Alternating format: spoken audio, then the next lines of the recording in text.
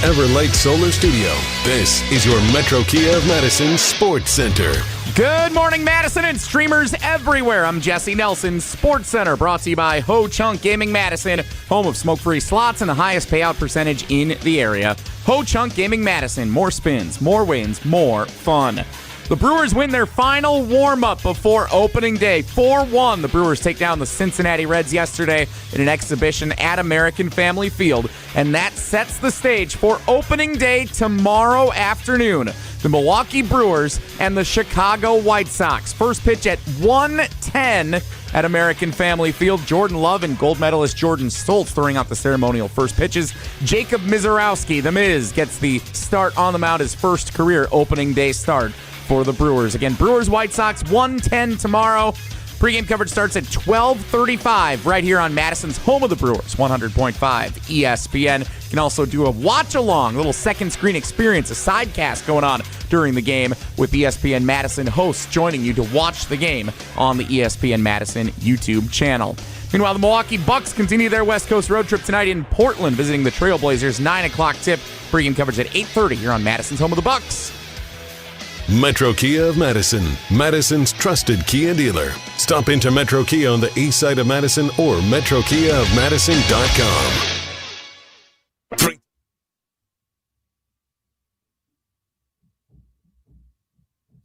Uh-oh.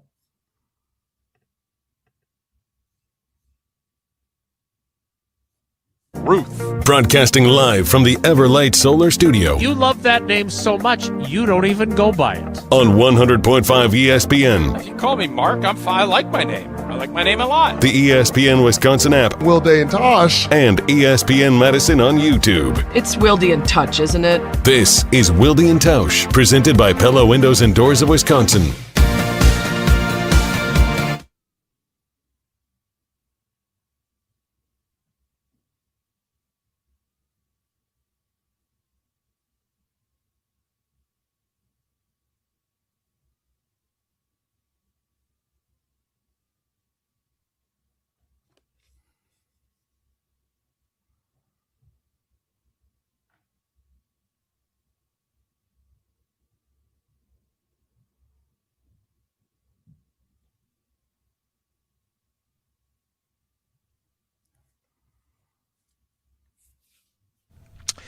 It is the Wednesday edition. Hard to keep track. We had Tausch on Monday's edition. We had Bulaga on Tuesday's edition. And today, what does David Lee Roth say in that Van Halen song? Class dismissed! Well, this one, class is in session edition with the professor. God. Dressing appropriately again, like I did yesterday with my Iowa hoodie edition.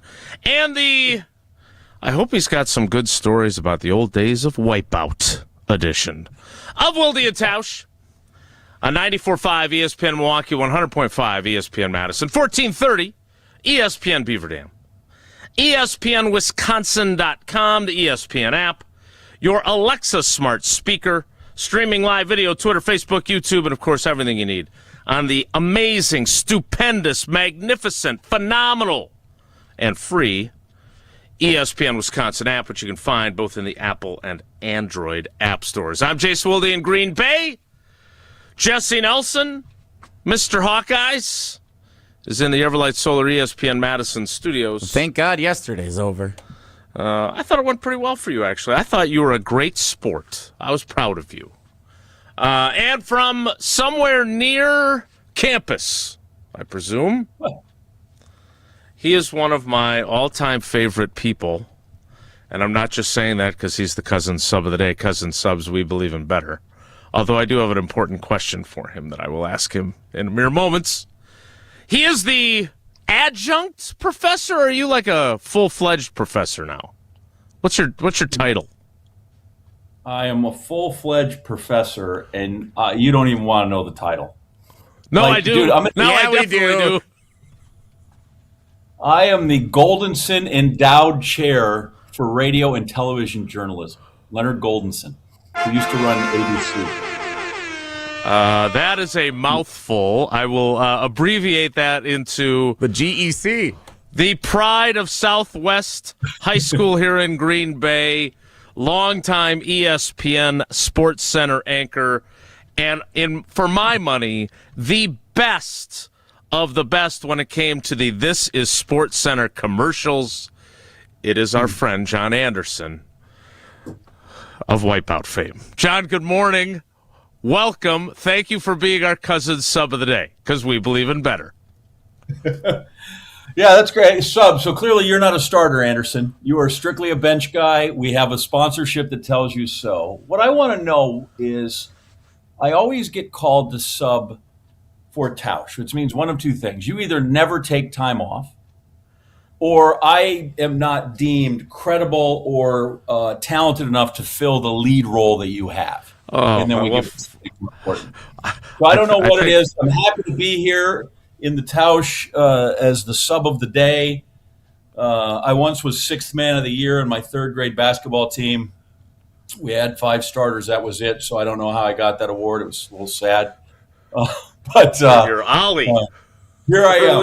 And the sweatshirt looks great. The sweatshirt looks terrific. I know a guy. All right, couple things. First of all, as the Leonard, help me out again, not Leonard Cohen, although I enjoyed his musical talents. Golden Scene. Goldenson. Leonard Goldenson. Leonard Goldenson endowed chair at the School of Journalism at the University of Missouri. First of all, you are more than qualified to sit in my seat. I do not take a lot of days. I did take 3 out of 4 Fridays because the girls competed in gymnastics meets on Fridays where they had to miss school, which I'm not a huge fan of, and then they missed 11 days of school because they were on a vacation with Pella. But you are certainly qualified. We actually utilize someone who's less qualified. We slide Jesse over into my chair. So that's how that usually plays out. Secondly, you weren't a sub on the Homer Hour, and then you abandoned him for your other responsibilities in academia. So just to be clear, you are missed. I hear a lot of people go, hey, what happened to John Anderson? I really enjoyed Tuesdays on the Homer Hour. He's not on anymore. And I said, like every true son, he had more responsibilities at Mizzou. Is that a fair assessment? That is a fair assessment. Yeah, it's been last semester was really busy, super busy. This semester is not quite, but still kind of awful. And I might need to teach you how to spell Leonard because I'm pretty sure it's not Leon Aard. Whoopsie. Once a professor, always a professor. Yeah. I'm a pretty easy grader, except when it comes spelling and grammar. Hey, I get on people because nobody's teaching it. Hand up, my bad. I had a professor at Bradley University at a writing class where if you misspelled, it was like a news writing class. If you misspelled or had any facts incorrect, automatic F on every assignment. Got to spell right, you got to get the facts right. They're tough at Bradley. Clearly, that message did not resonate with me into my professional life. Yeah, we allow a little room on spelling and grammar. We just work on that. But fact errors, that can take. I don't care how good it is. We're down to a 0, and actually sometimes you lose points. You can have a negative grade. Well, as That's a parent, awesome. I'm very excited to send my kids to. Sydney wants to follow in my footsteps. At least right now, she's also said she wants to own her own ice cream truck. She's talked about being a veterinarian. So unlike me, who knew what he wanted to do when I was in 4th grade, she's still figuring it out. But, Missouri's on the short list, and she can't wait to misspell some words in your class if it works out that way. I do have a very important question for you because you spent a lot of time on television. I did my stand-up. See, I'm learning the lingo now, and I had a SOT as well. What is that? Sound over tape, I think it's called, from Sound on tape. From Ron Wolf. Old Sound on term. tape. There you go. See, I'm still learning. I should take your class. Yep. So we had this, or not we. I was fortunate enough to attend the celebration of Bob Harlan's life on Monday. And I did want to ask you a little bit, because you are obviously a dyed-in-the-wool Packers fan, about him a little bit later in the show. But the number one comment I got when I was up at the reception afterward, McCarthy was the one who got after me the most about this, is what's with the long hair? And so today I got up early enough, I got a workout in, and I showered so I could wear my Mizzou hoodie, but it's pretty bad. The hair is pretty bad, and I do a lot of television now, and fortunately, Channel 3, News 3 Now in Madison introduces me as their senior Packers writer, which I think confers not only an area of expertise, but also this guy's not really a TV guy. So whether I haven't shaved in a few days or I'm very overdue for a haircut, they seem to be okay with it. But I'm thinking I need to go get a haircut today. How often does a television guy get his haircut? And did ESPN have its own barber like the Packers do? Where like every Monday you could make an appointment if you're Josh Jacobs or Jordan Love and you need a haircut, the guy comes right to you. Yeah, we did not have our own barber. It's funny, but the fella I went to now, that I go to, the place I go to now, his partner left to go be the team barber essentially at Club Car Wash, right? You got Club Car Washes up there. Yeah, sure, we've got those. So those were started with 3 of them, Tiger Car Wash in Missouri, and they've grown so big in and around there. They got their own barber over there. The hair to me looks fine. I would think when you said you're going to be the senior correspondent, was like we were making excuses in case you wanted to be slightly balding, because the senior, that would be great, or the graying of your hair, that would be an excuse for that. Mm-hmm. Yeah. It's receding, that's for sure. Yeah, I don't think it's too long. It's these things change. I got my hair cut about every 3 weeks. That was you got to keep it. You can't get it unruly. That's the only problem. Which is what I got to do with my son now, who is in the business, and he's learning that unlike in college where you'd call and go, I need a haircut, so you'd call the guy, goes, I can't get you in for a week. You'd be like, totally fine. Or he's be like, I can't make that day. Can you do it in 10 days? Whatever. Like now you kind of have to make your appointment when you leave the chair. Pay and make your next appointment. That's a big TV adjustment right there. So just try to be steady. Yeah, we could every once in a while. Shaving's not terrible. I'm not big on facial hair.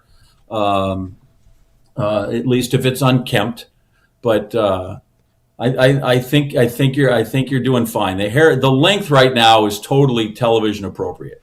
I think if I'm Channel 3, Ivan Drago on the other side of the screen, however, might need a little work. If he appreciate dies, that, John he Anderson. dies. I think I must break you. If I'm Channel 3 or if I'm like a fan, I kind of want my sports writer expert being a little schlubby. A little disheveled. Thank you. Like it kind of like a sports writer's role, and it's not the same as the TV guy. The TV guy's in a suit and buttoned up and polished and well kempt. And why is that the thing? So why is it I have to? Oh, he's well polished and he must not know what he's talking about. But if I look disheveled, just reading the news. I get all kinds of knowledge. No, I just want. It's not that you don't know. How is that right? It's not implied that you don't know what you're talking about. It's just the TV guy needs to be well presented, and the sports writer. I want the sports writer like up till 1 a.m, like really diving into research, like coffee a little too late at night. Well, yeah, that's true. Wilde, I can tie a hell of a half Windsor, but I don't know a thing about too deep safety coverage. That's the trade-off in life. Well, first of all, I am schlubby. I'm fine with that. That's very fair. I do not have to wear a suit and tie. I have a number in various shades of my Channel 3 quarter zips. Those they are have nice. Been great to me there. Yeah, those are nice. So I have 5 colors. I have gray, navy, like royal blue, black. A pit crew guy. Yeah, it's great. So I'm happy about that. You know what we could do? We could have a little fun with this. I posted my report from Lambeau from Monday night, which, and I think John will appreciate this, I was filming. I basically break it up into 3 segments. It's my intro, then we have a sound on tape. Then I have my outro, which is what I'm told is the term. And then I also do a separate one for our affiliate in La Crosse, Eau Claire area. As I was finishing my intro inside Lambeau Field, I'm learning how to frame things up, but over my one shoulder was the Bob Harlan graphic up on the scoreboard, and over my left shoulder was the spot that they're going to put Bob Harlan's name where Ron Wolf's had been alongside Ted Thompson's before it was moved into the Ring of Honor where all the Pro Football Hall of Famers are. And literally in the last 5 words, they turned off the lights. Like every single light, the scoreboard, all of the stadium lights all went out. And it was actually on like take 4 or 5. And it was finally a good one. So they had to cover up the last 5 seconds because everything just went out. Yeah. So we could have you critique that a little bit later and see what the professor has to say about it. I'm going to have to ask you a follow-up, though. You said your son is following in the business. Yeah. Tausch is a big anti-nepotism guy, and I have often tried to explain to him that a lot of times children of people who, whether they do this job or some other job, like, they just really love what their mom or dad does. And they're naturally, like Sally Jenkins, for example. Like, if Sally Jenkins couldn't have written her own name, it wouldn't have mattered if she was Dan Jenkins' daughter. And so, for me, like, again, I don't know if Sid's going to stick with this. It was pretty fun to hear her say that, and she did her career report. She used Charles Robinson because I was not allowed to be the interviewee for that. So she went to Uncle Charles from Yahoo Sports. Yep. But how does it make you feel that your son is wanting to follow in your footsteps? Well, I don't know if he wants to follow my footsteps because I don't want him to stay up that late. No, I was shocked. Hoping the game in Seattle doesn't go extra innings kind of a thing? Yeah. I told somebody one time that if I ever die on set and they do an autopsy, they're going to find it's Luis Sojo's fault, and he killed me with a inside out single in the 12th inning to keep a game up, and it was probably off Rob Nen, and that's what finally did me in. Rob Nen. So those guys were just disaster while you're waiting. Honestly, I was really surprised because we had never once talked about it. He went to school at Arkansas. Obviously, if he'd been a journalism guy, he would have been at Missouri. He went to school at Arkansas. Started off as an engineering guy, then tried kinesiology. That didn't stick. And he's like, Dad called one day, like, I really want to do this. I'm like, oh, have at it. So it was very much a surprise.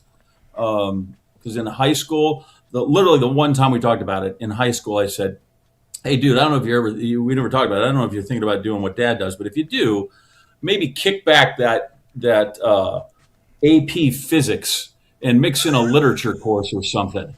Because he was just this math and science kid. He's like, no, Dad, this is totally fine. And lo and behold. And then he found a job, and of all places, he's the weekend guy right now to start at the ABC station in Columbia. Came back one day. He said, I went to shadow this gal. And by the end of the week, he had a job there, which was stunning. But I'm glad for him. I will say this about the nepotism thing, okay? This is what I always think is kind of odd. Nobody minds that Patrick Surtain is in the league again. People like Ken Griffey Jr. or the Boone brothers. And if you go to Wilde and Sons Plumbing, we're super happy to tell you about the 102 years we've been in business, right? Or if you go to Nelson and Sons Roofing, or car dealership, like we herald that. That's great. Oh my God, he's carrying on the family business. My 2 brothers took over my dad's construction company that built basements, and they were like, "Cool, we'll stay there. If they're Wally's kids, they must know what they're doing." So I don't always understand why that. And in our business, if I helped and I don't really know that I helped get his foot in the door in this one, but even if I did. Like after a while, if you can't play, they'll get rid of you, right? So at worst, you bought the kid a year. And after that, they're going to go, yeah, that's nice that you're, like if Joe Buck couldn't play, it wouldn't matter that Jack Buck was his dad. Or Noah Eagle, who's really good. Super good. Yeah. Marv Albert's kids are good. But if you can help them a little bit, I have no problem with that. If somebody had called, I said, yeah, hire this kid. But I just think it's often funny what we enjoy where it's passed down. Like I said, my dad's construction. If you get Collins Construction, man, that basement's going to be good. And by the way, if he had passed it down to me, that would have been another story. So you also have to have some modicum of ability like that. This kid could maybe pour a rectangle basement, but if you want a window in it or a piece of brick, you better call his brothers. So I don't know that it translates all the way. It doesn't just necessarily rub off on you. I agree with John Anderson's take. And with that thought, I'm Jesse LePay. Back to you, Jason. We will find out more about John Anderson will grade my basement and its construction a little bit later in the program, along with that stand-up from Lambeau Field. Jesse has a really good idea that he put together, in part because I didn't send him my ideas early enough. He's going to try and work in my ideas that I also sent along. But this is a really fun idea. We're playing off John's role as the Leonard Golden son, endowed chair of the journalism department in the radio and television something or other. We're going to have the professor grade some of the Packers' offseason moves. Now, I do want to plant this seed with John because I asked Brian Bulaga this question yesterday, and I want to do it throughout the week. And since we don't have a full-fledged cousin sub tomorrow, Jesse will get the chance to answer it. And then sources tell me a Pro Football Hall of Famer is stepping into the breach on Friday. So we've got some great cousin subs all week long, including John. But I want John to think about what is the thing right now on March 25th, 2026, year of our Lord, do you feel best about when it comes to the Packers? And what is the thing that concerns you the most about this team? There's the draft still. There's a later wave of inexpensive free agency. I like to call it the Devondre Campbell wave. So there are some other ways to improve your roster. But as of now, how do you feel, both good and bad? We'll also take your thoughts on that on the Carbless Talk and text line via the text portion, 844-770-3776, 844-770-3776. More with John Anderson, our cousin sub of the day. Cousin subs, we believe in better. It's Wilde and Tausch. This is Wilde and Tausch, presented by Pella Windows and Doors of Wisconsin. Call Gina Della from Pella today, 855-PELLA-WI, and online at PellaWI.com/radio. Mark Tauscher here, and the only thing that makes watching basketball better this time of year is enjoying a great game with the cool, refreshing taste of an ice-cold Coors Light. Whether it's a thrilling buzzer beater, a big upset, or a top seed blowing somebody out, every game goes from good to great when you crack open a Rocky Mountain Cold Coors Light. Coors Light is brewed with a 3-step cold process, cold lager, cold filter, and cold package, so it's actually made to chill. The mountains on Coors Light cold-activated bottles and cans turn blue. That's when you know it is chilled to perfection, which, besides the refreshing taste, is my favorite thing about drinking Coors Light. Refreshingly cold and only 102 calories. Coors Light is made to chill. Celebrate responsibly. Coors Brewing Company, Golden, Colorado. You're listening to 100.5 ESPN and the ESPN Wisconsin app.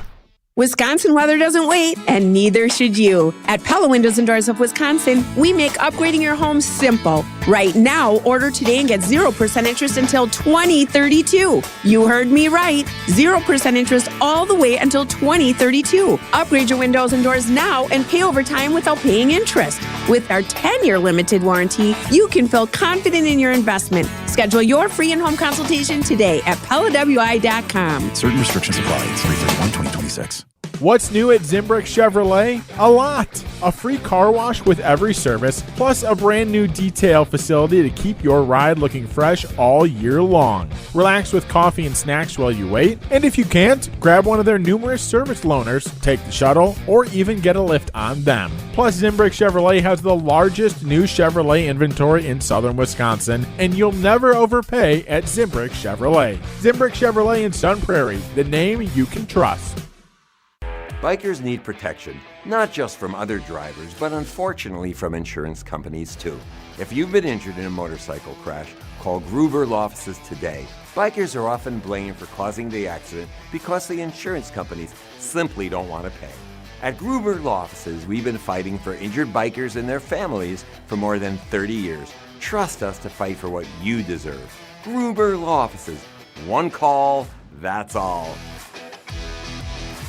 My husband had purchased something at another store. He was very unhappy with the quality of it. We went into Chalmers and just started looking around and kind of got inspired to do something together that was unique for us.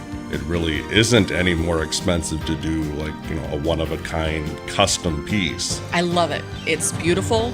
I get a lot of compliments on it. Turned out how I hoped it would. Really makes me feel good to wear. Chalmers Jewelers in Middleton.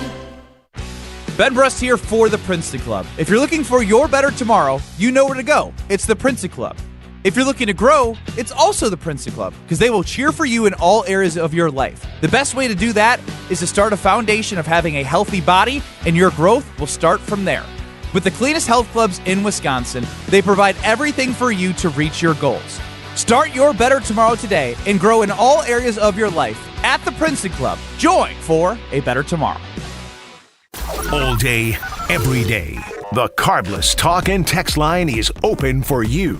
844-770-3776. The Carbless Talk and Text line. This is more.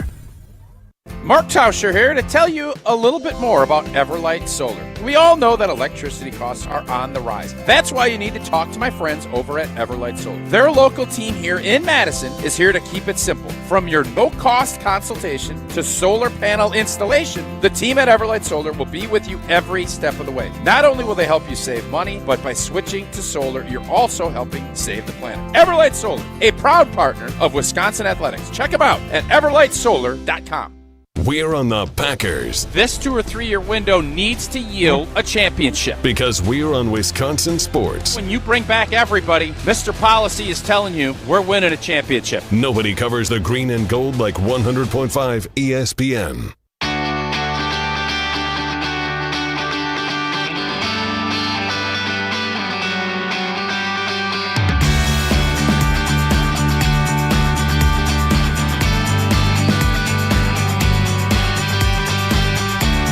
Continuing with John Anderson, our cousin sub of the day. And the Leonard Goldenson Chair of Radio and Television at the Endowed Chair. Endowed Chair. I'm going to get that by the end of the show. It's almost as long as the title that DeMarcus Covington has as the outside linebackers coach, defensive run game coordinator, and assistant head coach / defense for the Green Bay Packers. We'll just call him our cousin sub of the day. Cousin subs, we believe in better. All right, Professor. Jesse has cobbled together, and we're going to kind of combine a few of them into singular segments as we go through this, because I do want to get to a few things, including my question that I asked you. But we start, Jesse, do you have some sort of music that would be appropriate of a professor, grading papers? Do you have any music that would be that would fall under the royalty-free umbrella that you could use for something like this? Yes, I got in a little early today, knowing John was going to be our cousin sub of the day, and we were going to do this exercise, and I did come up with some special music that we can use just for this segment. Indeed.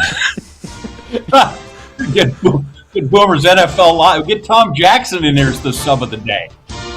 That is a joke that Jesse loves to make. All right, Jesse, what is the professor grading first? All right, first up, Rashawn Gary being traded to the Dallas Cowboys. That's how the offseason really got kicked off for the Green Bay Packers with their moves here this offseason. Seth Walder over at ESPN.com grades that as an A trade for the Green Bay Packers. A boon, a superb business move by the Packers to get a 4th-round pick in exchange for Rashawn Gary. John Anderson, Professor John Anderson, Jason Wilde, do you agree with the A grade that the Packers get for trading Rashawn Gary to the Dallas Cowboys for a 4th-round pick? That they got anything for him, yes. So I would say that that's a bonus.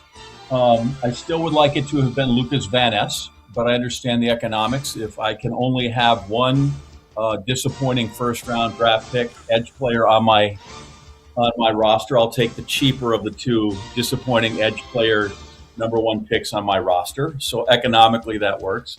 It's maybe somewhat of indictment of the original pick. That although, listen, can we give bad grades to any time a guy signs into a second contract, right? So he made it too deep. So I'm willing to, at least get the extension. Maybe the argument is the only bigger mistake than drafting him 12th overall is giving him a second contract. Second bite of that apple that maybe you didn't need. I think maybe that if he has the tutelage of Kenny Clark, that'll turn him around. Except he had that for a long time, and that didn't turn him around. So I'm glad that the Packers are sending most of their defensive line to the Cowboys. But yeah, that you could get a fourth rounder for him. I'll take that and the cash back in any day. I do think that was maybe not a coup, but I think that's a relatively good ending that you could have hoped for. Especially considering, didn't the guy like 3 days before text like, "Hey, I'm leaving anyway," and so that you still managed to swing a deal for a guy who had cleaned out his locker, and once it's tweeted or once it's on social, it's true. Well, he was hacked. Yeah, I mean, again, let's report the story accurately.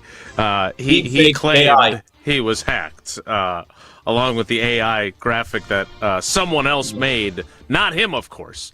Well, at least, hey, listen, whoever did that had their finger on the pulse of what's happening. No, that's at least that guy had good information when he hacked. Yes, because that's what hackers generally want to do, is announce your departure from your current team. That's the nefarious activities that they're planning.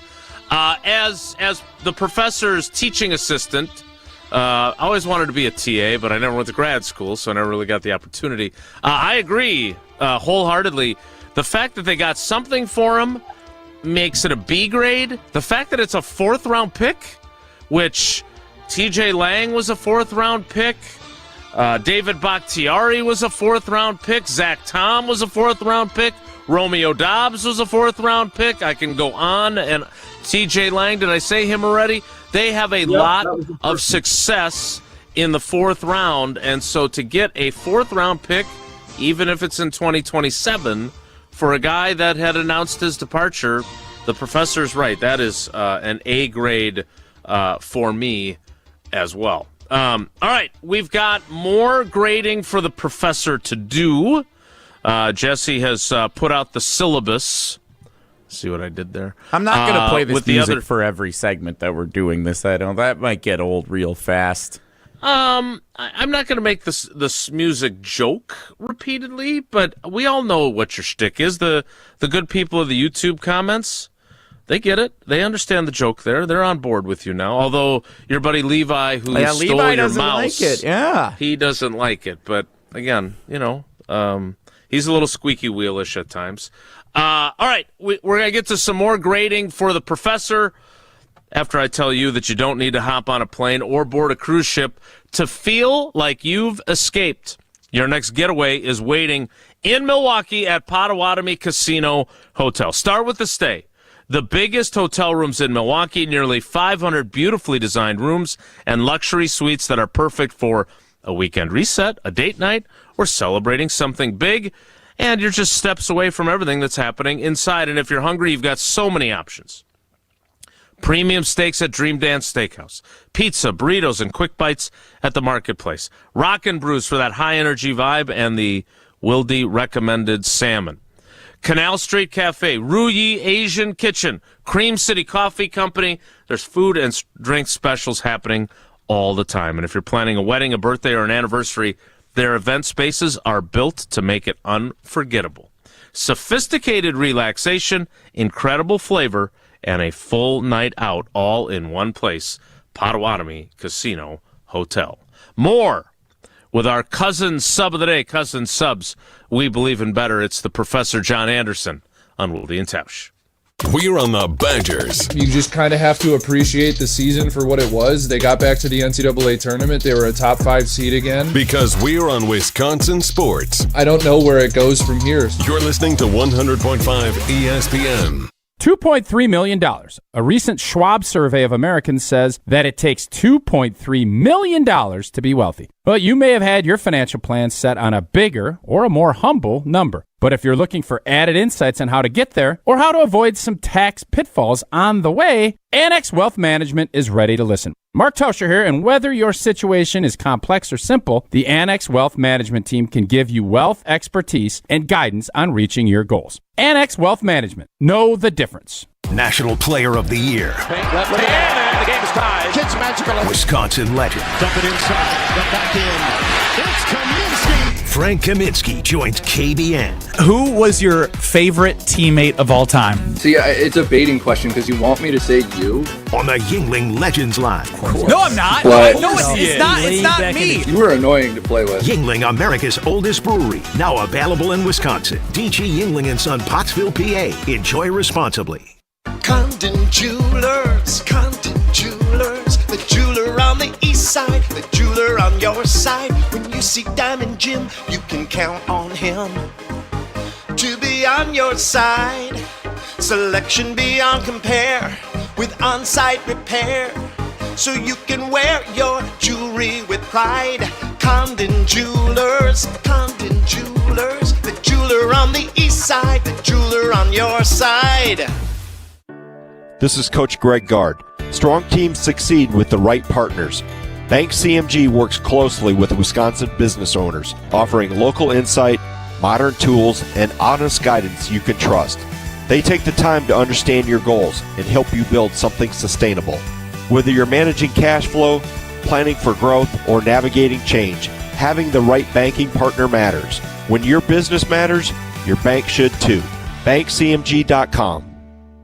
Molly Brown here, and it's time for Slam Dunk Deals at Metro Kia of Madison. Get into a 2026 Kia Sorento or Kia Sportage with 0% APR for 48 months. That's just $20.83 per $1,000 financed. Customers who purchase a new vehicle can also win one of 5 prizes: a smart TV, 1 year of oil changes, a Metro Kia t-shirt, an in-store gift card, or a complimentary car wash. These deals end March 31st. Head to Metro Kia of Madison on the east side or visit metrokiaofmadison.com today.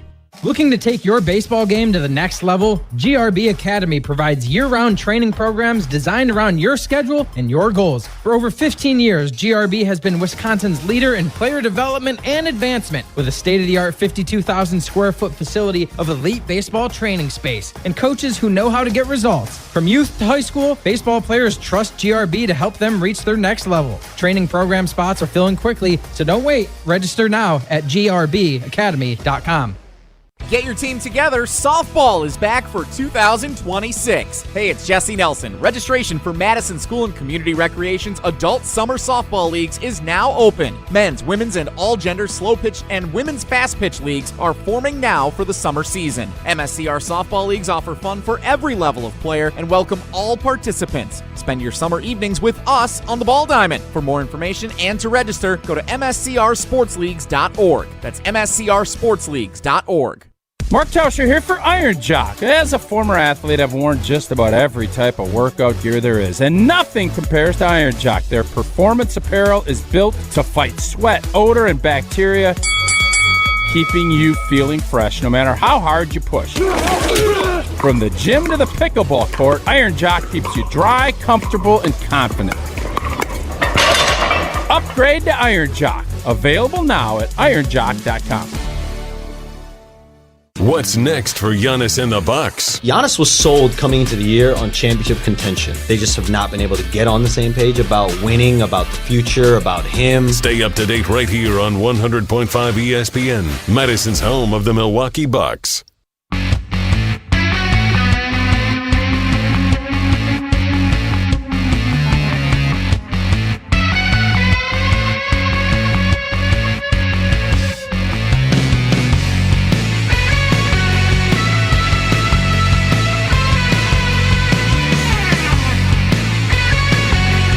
We roll on with the professor, John Anderson, and our grading system. Now, my understanding, Jesse, and I don't want to accuse you of academic fraud or plagiarism, because that is a serious allegation.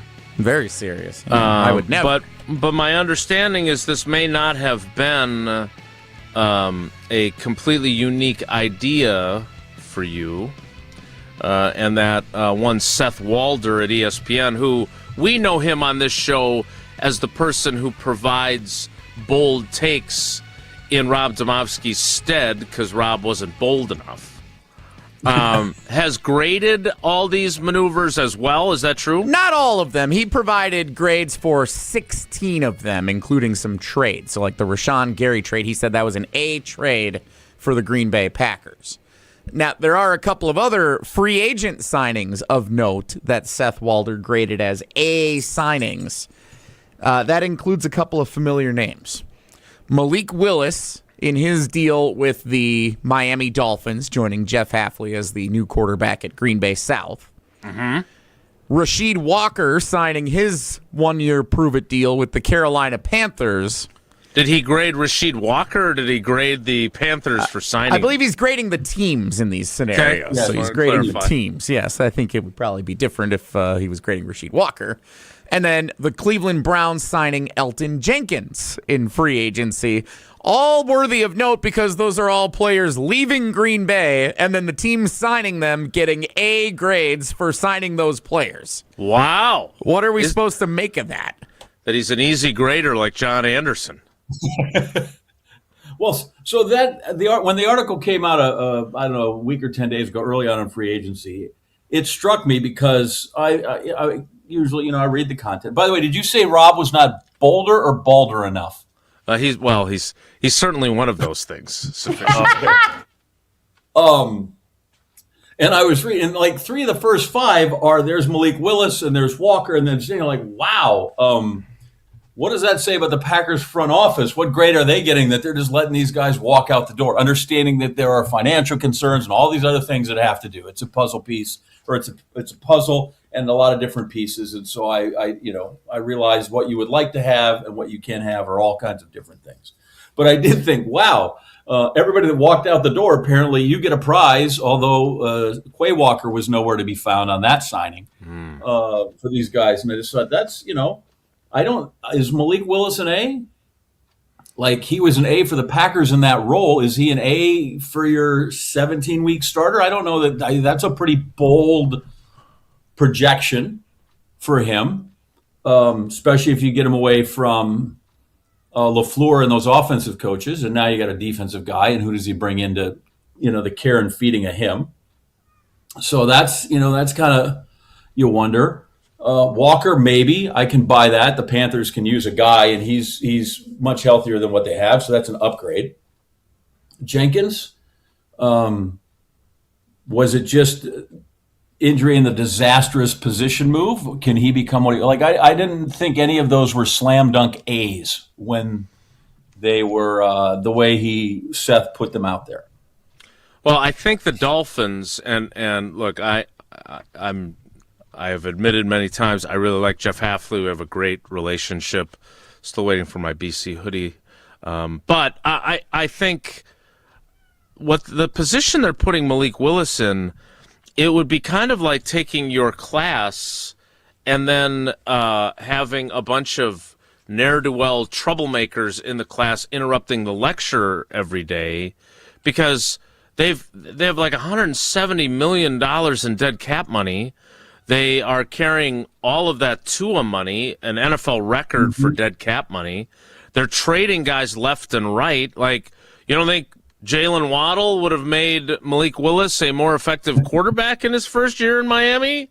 They cut Tyreek Hill. Like, I'm assuming that they are playing the long game with both Malik Willis and with Jeff Hafley. They've given John Eric Sullivan the full autonomy of the football operation, or at least as high as that can go with an owner like Stephen Ross. But the bottom line is that it sure feels to me like they're taking a gap year trying to figure out how they're going to win football games in 2027, because, and let's be honest, it's a page right out of the Goody playbook.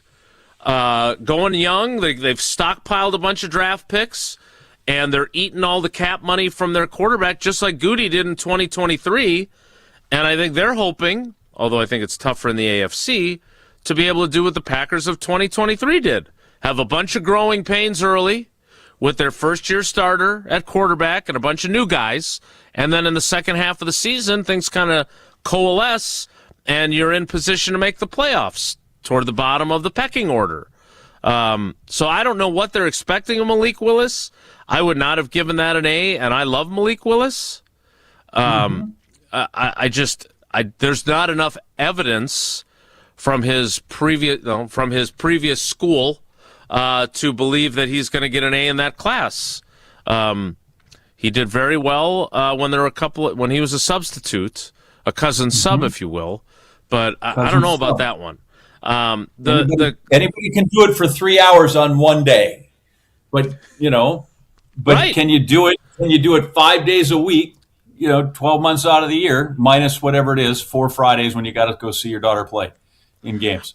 And to your point about the Rasheed Walker signing, to get a guy who started 50-plus games, including playoffs, for 1 year and $4 million when your franchise left tackle tore his patellar tendon in the playoff game, and Yosh Nijman unexpectedly retired on you, I would say that is an A signing because you got starting caliber for pretty much bargain basement money. And is he Joe Thomas? No, but he is more than serviceable. So that one I think deserves an A. I'm eager to see what Elton Jenkins looks like in Cleveland. I really am, because I do, I think he thought he was going to be a good center. We heard Goody talk about how he could be a all-pro, Pro Bowl center. That did not materialize. And I will never forget him not only saying, "I've played like beep," when I asked him how he felt like he was playing, but when he talked about how his style of play, and that it was Kenny Clark during training camp before the Micah Parsons trade who had explained it to him that, look, at guard, man, you are used to firing off the ball and getting after me right away. And when you do that at center, you're off balance, and I'm able to take advantage of that. You need to let me come to you more, which I thought was a really cool interaction between two guys that have been teammates for a long time, and now neither of them are on the team. Again, it was almost you thought he was going to be able to do that, but he wasn't. And if I were a betting man, I would predict he goes to Cleveland and plays left guard and plays at a really high level, because he's only viewed as old in Green Bay. He's 30, so he's got plenty of good years left in him for the Browns. So I don't know what that grade should be, but it should be, C's get degrees, but I think it's probably a little bit higher than that at least. All right, we want to get you back on the grading bandwagon for some of the other Packers moves here. We will do that coming up after I tell you about what we've got right now on the Bucks Plus Audio Network, presented by Gallagher, your trusted insurance broker and HR and benefits consultant. Right now on Behind the Bucks, it's the Bucks Take on the World, narrated by Charlie Behrens. So you can tune into that, and you can tune into it in a variety of places. Of course, you can start with the ESPN Wisconsin app, which I extol the virtues of all the time. But you can also find it on bucks.com/plus, the Bucks app, and wherever you get your other podcasts. Behind the Bucks, presented by Gallagher. The Professor grades the Javon Hargrave acquisition and a few others. Next, it's Wilde and Tausch. Brewers baseball is in the air. And a swing and a miss. He struck him out. Would you like fries with that? 12 in a row for the crew. Spring back into the baseball season on 100.5 ESPN, Madison's new home of the Milwaukee Brewers. Get ready to unleash the dragon at Hard Rock Casino Rockford. Introducing the region's very first $1 million Dragon Link slot game. Feel the thrill, chase the excitement, and win big. With jackpots soaring to $1 million, your chance to hit it big is here. Come experience the ultimate gaming adventure. Visit Hard Rock Casino Rockford today and play the $1 million Dragon Link slot game. Your legendary win awaits. Hard Rock Casino Rockford. Let's hard rock. If you or someone you know has a gambling problem, call 1-800-GAMBLER. Rah. Pella Windows and Doors of Wisconsin present your Badger Minute. Here's Pablo Iglesias. This Badger Minute brought to you by your Badgerland Chevy dealers. proud supporters of Badger Athletics. Go to BadgerlandChevy.com. Reframing expectations, ESPN Radio's Evan Cohen offering a fresh lens on Badger basketball. The UW alum on Wilde and Tausch tying the program's ceiling to a familiar standard. I don't think it's fair for us to sit here and say we should win the national championship every year because Kaminsky and Decker all were inches away. That's the abnormality. The normality for us should be January 1st or beyond bowl, second weekend college basketball NCAA tournament on the men's side. Order today and get 0% interest until 2032 at Pella Windows and Doors of Wisconsin. Upgrade now, pay no interest until 2032. Visit PellaWI.com.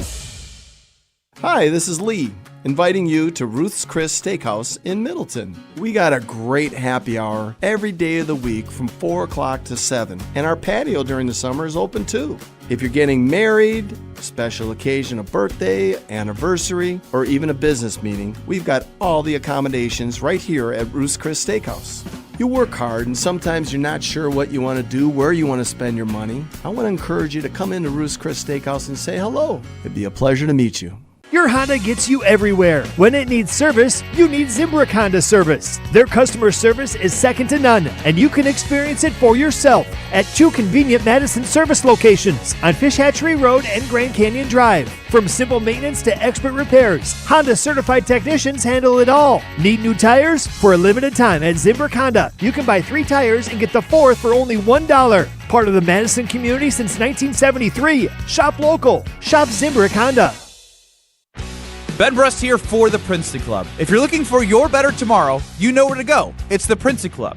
If you're looking to grow, it's also the Princeton Club because they will cheer for you in all areas of your life. The best way to do that is to start a foundation of having a healthy body, and your growth will start from there. With the cleanest health clubs in Wisconsin, they provide everything for you to reach your goals. Start your better tomorrow today and grow in all areas of your life at the Princeton Club. Join for a better tomorrow. Sure, you've got school spirit, but does your jewelry box? At Chalmers Jewelers, we're proud to be an official retailer of University of Wisconsin jewelry. Featuring the iconic Motion W, Bucky Badger, and more. Prices start at just $65. Whether you're tailgating, jumping around, or shouting on Wisconsin, let your jewelry join the celebration because even Bucky loves a little bling.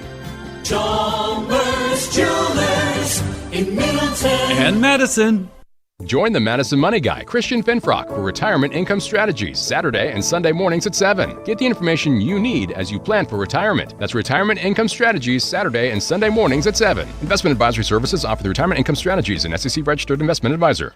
Hi, I'm Dr. Joseph Henningsen with Stoughton Health Ortho Team Clinic. I specialize in joint pain and joint pain surgery, specifically hip and knee replacement, including second-time surgery for hip and knee replacement. Learn more at orthoteam.com.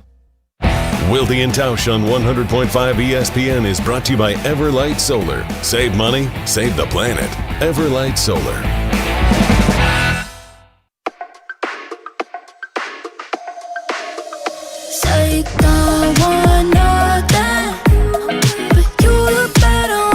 Class is back in session. Jesse has more term papers from Seth Wilder, who he plagiarized off of, for the professor to grade. Jesse, I turn it back over to you. Javon Hargrave is the next one. John Anderson is our cousins of the day. Javon Hargrave, 2 years, $23 million for a player who will be 33 years old when the season kicks off. That is unfamiliar territory for Brian Gutekunst and the Green Bay Packers. John Anderson, this was not graded by Seth Wilder as an A, so that means he must not think it, because he only graded the A's. He shared what all of his A moves were, so he must think it's a B, C, D, or F.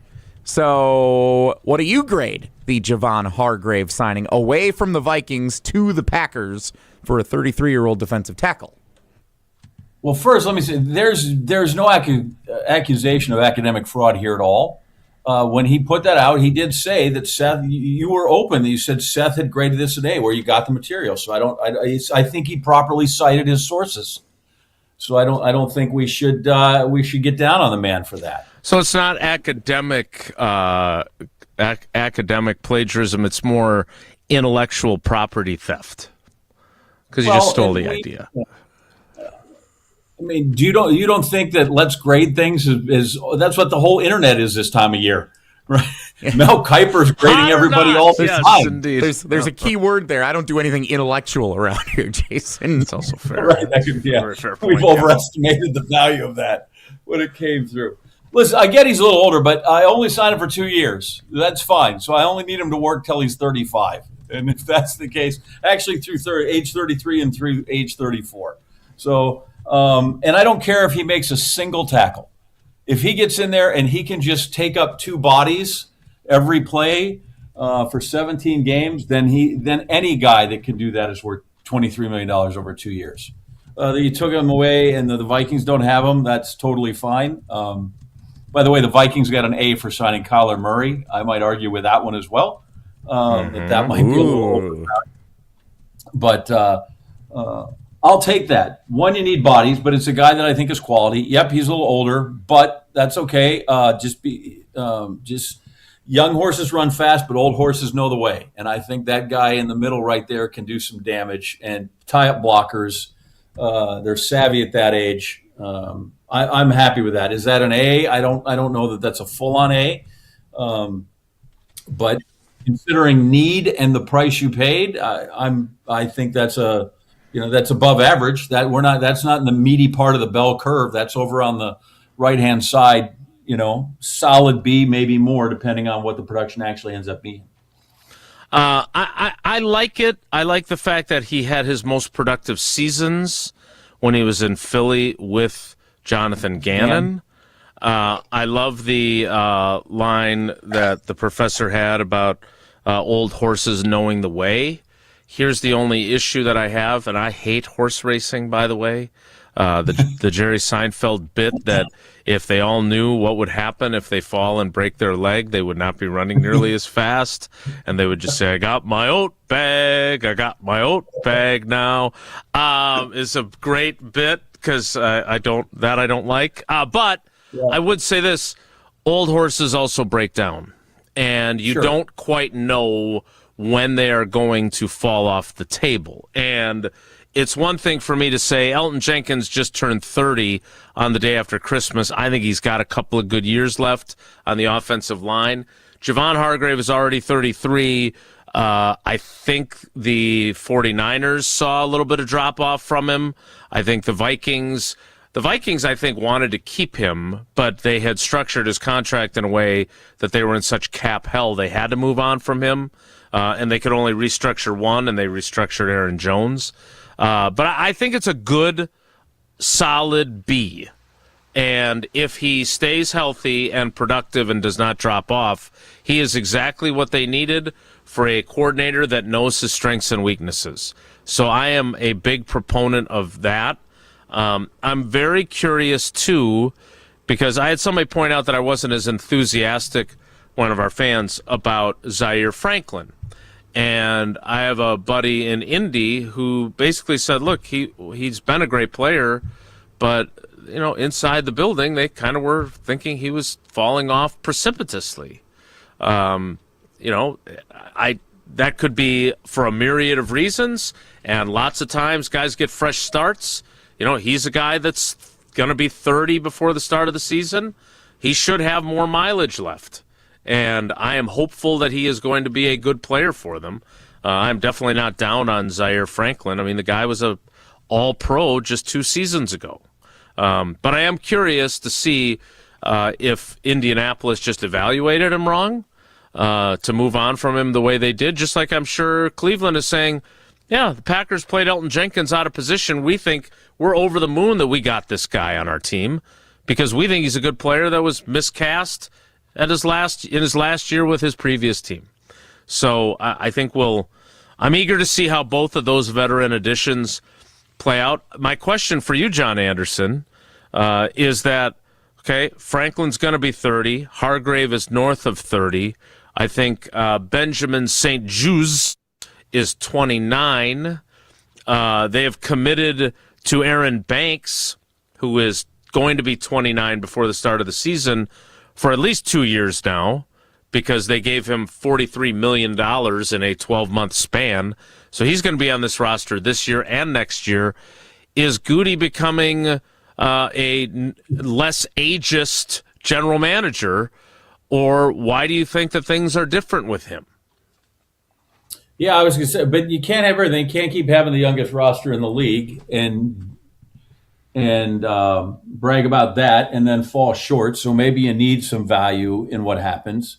To the point about, if you played, just to circle back a little about injury at age, and nose tackle is a place, right, where you get beaten down every snap. There is not a day off. There's not a down off. There's not where they run away from you on the the whole play goes onto the left side and you're the right corner and you can stand there and tread water. Like every play you get hammered on. So, you get the increased chance for that to happen with those guys. Nose tackles and centers all come into the league at 6'3", and then when they leave, if they had a long career, they're 5'8", because they just get hammered on so much during those things.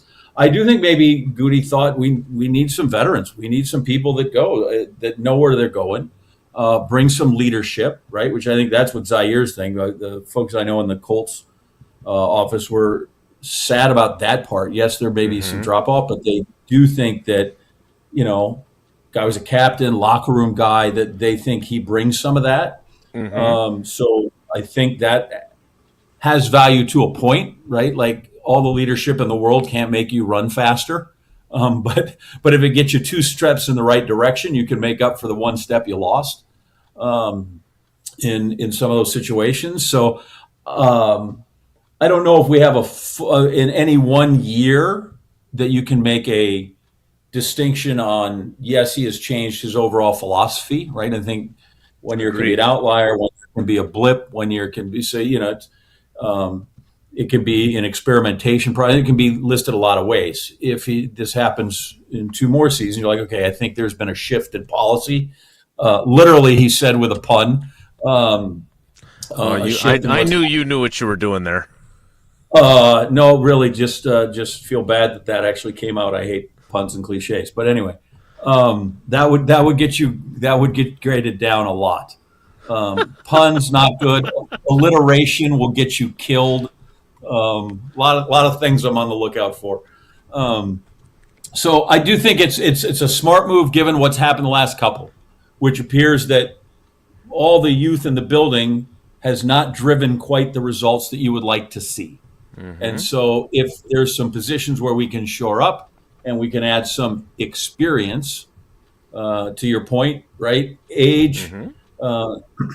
What's the other one they say? Youth isn't always a sign of innovation, and age isn't always a sign of wisdom. But I think they are those guys that they've signed have a bit of a track record. So I think to interject that into the locker room, into the team, is worth the chance. And in all of these, none of these are break the bank kind of things. None of them are long-term deals where you can suffer on the other side. And even if you look at the ones that we trumpet with Josh Jacobs and McKinney's the only one where they really went out and spent. And wisely. And that one has paid off.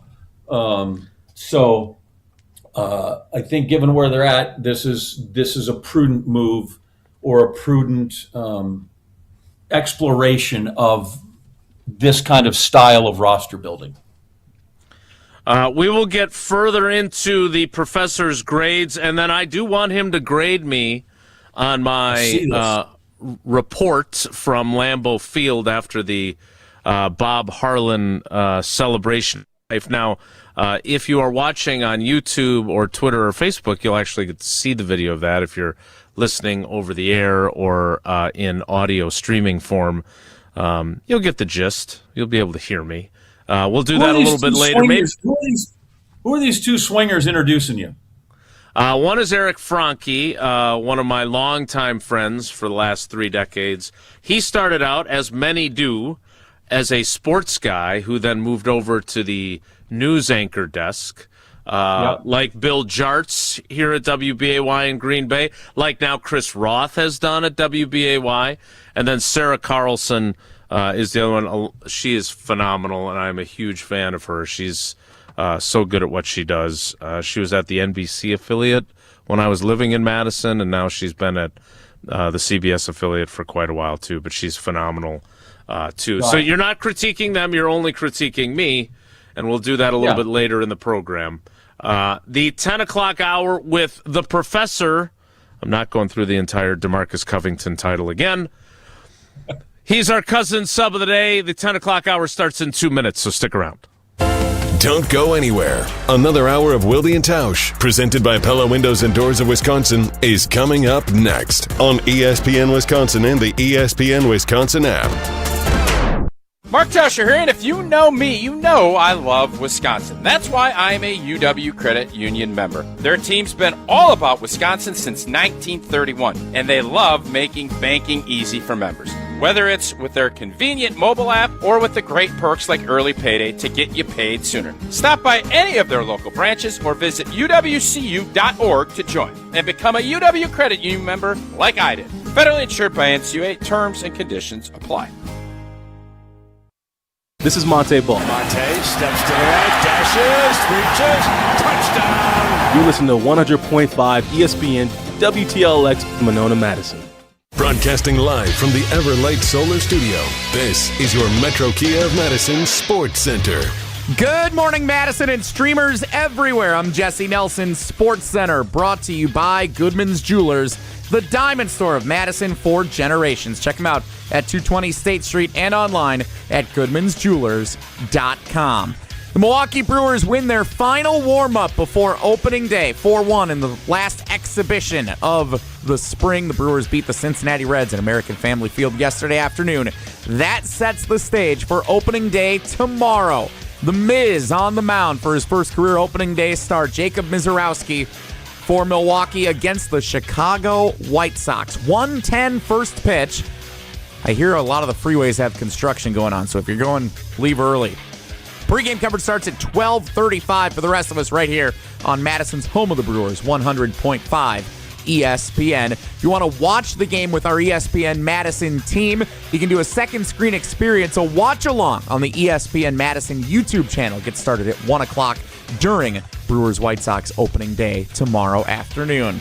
Milwaukee Bucks back in action tonight. Their West Coast road trip continues in Portland, visiting the Blazers. Tip at 9 o'clock here on 100.5 ESPN.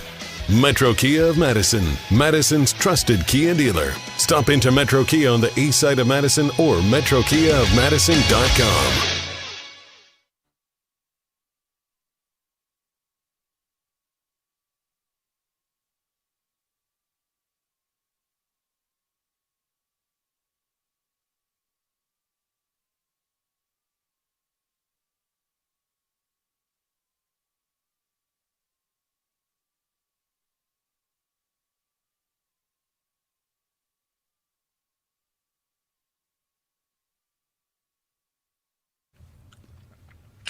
The 10 o'clock hour of Wilde and Tausch, which will include a reunion of the dynamic duo of the Homer Hour, as Homer will join us at 10:30. Oh, beautiful. Like Peaches and Herb reunited, and they feel so good with John Anderson. That's coming up. Let's get to a couple more grades first. Not the video appearance, but we'll get to that later as well. But I'm intrigued by how intrigued you are by the Kyler Murray to Minnesota, which Seth Walder gave an A, because they did get him for pennies on the dollar. Sure. Because he's getting paid still by the Arizona Cardinals. 1 year, $1.3 million. Right, because the Cardinals owe him a crap load of money. $26 million. But you did not. You sounded, dare I say, a little skeptical on Kyler Murray. Is that an accurate depiction of where you stand on your expectations for him with the Minnesota Vikings? Yeah, so the price is right. I get it. That's fine. And economics is so much of judging any transaction, I think, in not just the NFL, pro sports in general. But I've watched the guy a bunch, and tell me that he is 1 ounce better, improved in any one area from the day he stepped in the league. He's the exact same player they drafted, the Cardinals did, number one. He plays exactly the same way, and we all have our style, right? I'm not going to make Tom Brady into Fran Tarkenton. But he plays. I don't see any improvement or change or development in his game after 6 or 7 years in the league. He's the same guy, which means he can go out and athletically, some days he's going to win you a game because you're just going to be wowed. But am I going to consistently do that as I get older and had some injuries for 17 games? Now, maybe old Coach Kev, who's done some things, we thought, wow, he's a QB whisperer because look what he did with this guy and Sam, but he hasn't been able to manage to do that with JJ. And they love JJ so much that they brought in Kyler Murray. So he, at some point, maybe even thinks he's at the end of his superpowers in which to develop that guy, in which case they gave that 10 games to get off the ground, 11. Some pretty ugly moments, though, in those 10 or 11 some really ugly moments, which a lot of people would say you could have seen that coming, right? He had a great run at Michigan at the end, good team, senior, college, completely different kind of thing.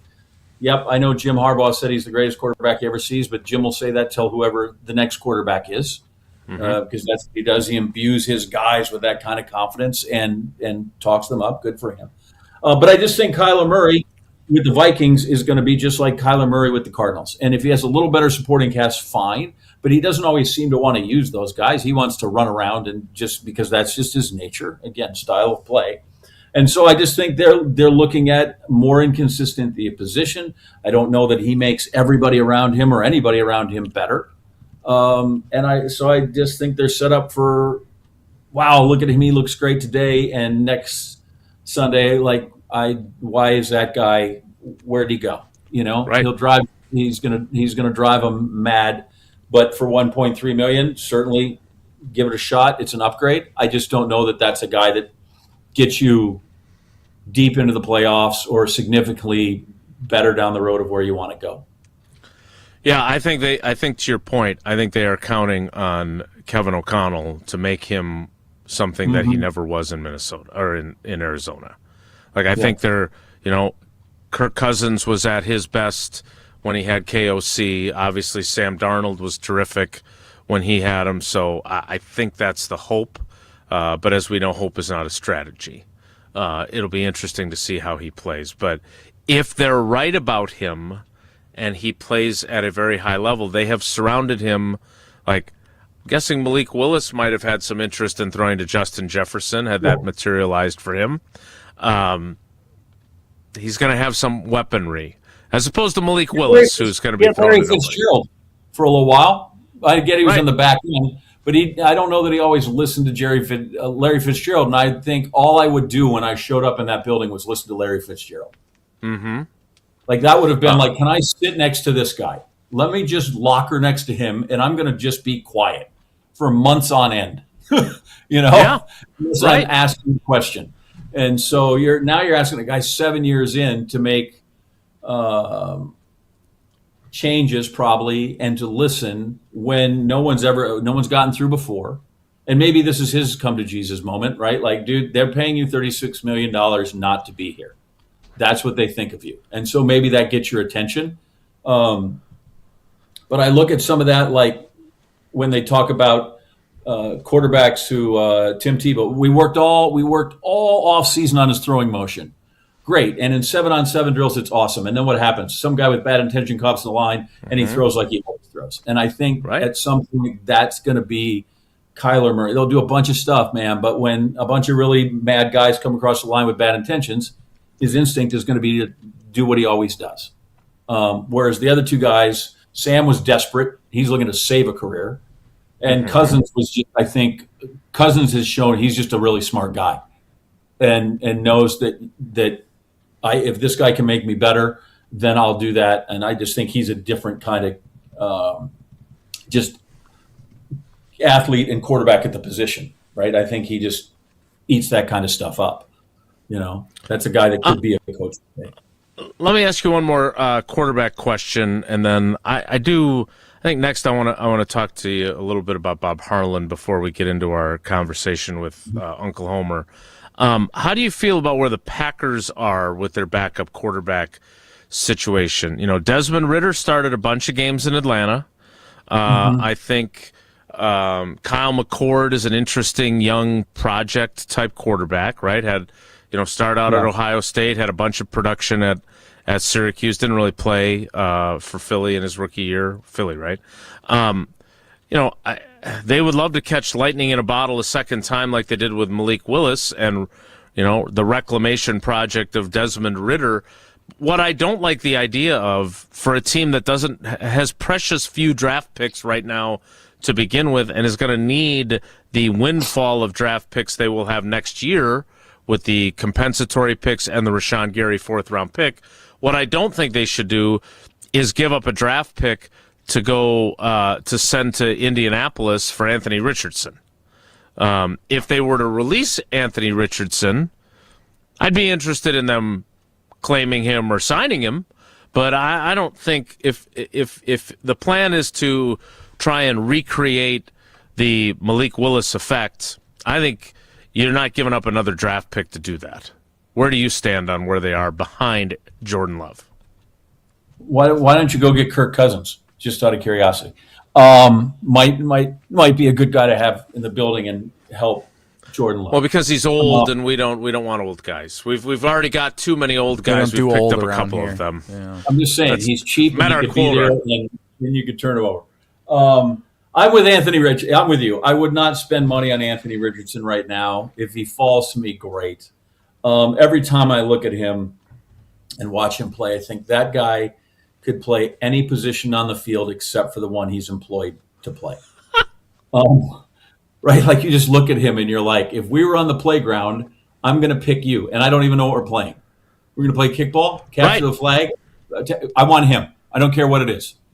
And then you watch him and Malik Willis beats him on the field when he's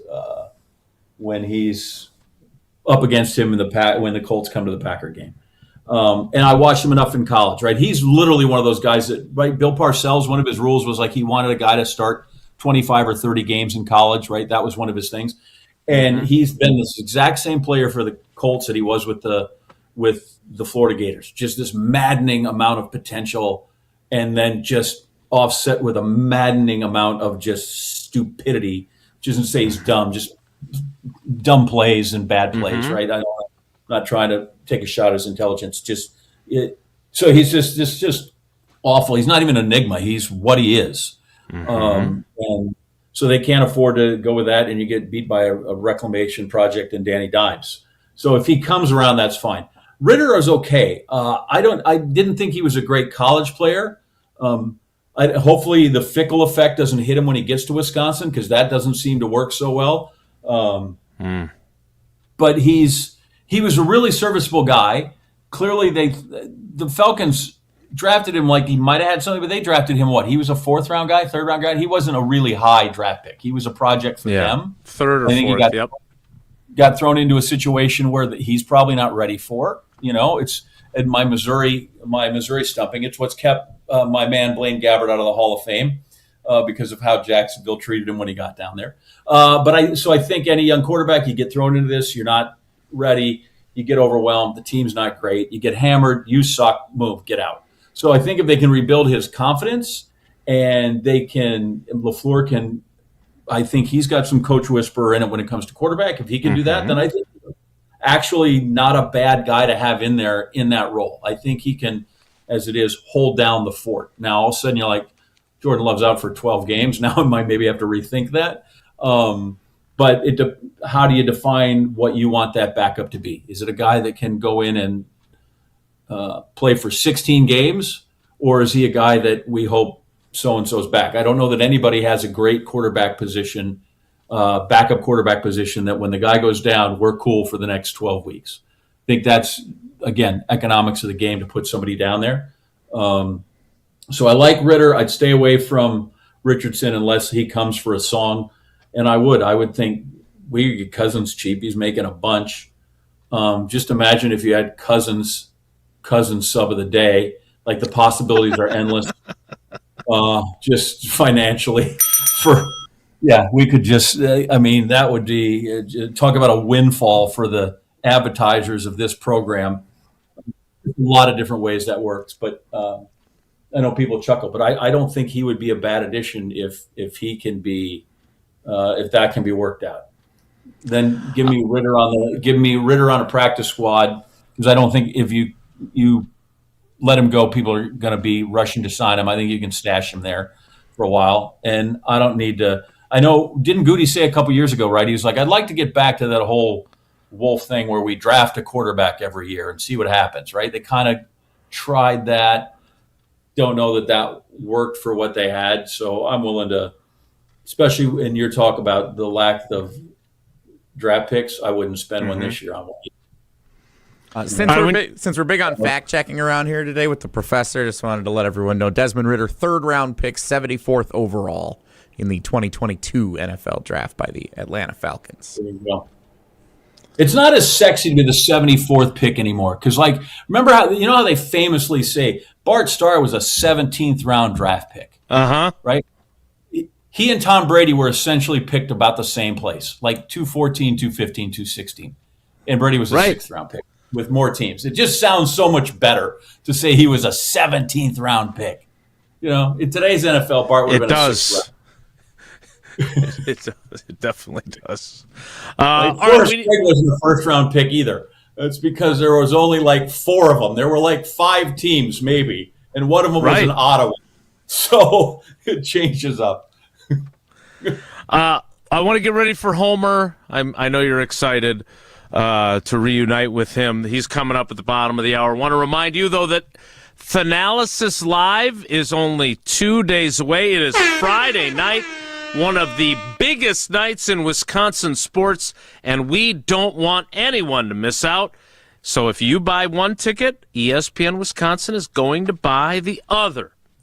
Be there for the night that will have everyone talking. March 27th, that is Friday, at the Riverside Theater. Thanalysis Live with Ric Flair, plus Pat Murphy and The Miz the day after opening day. You don't want to miss that.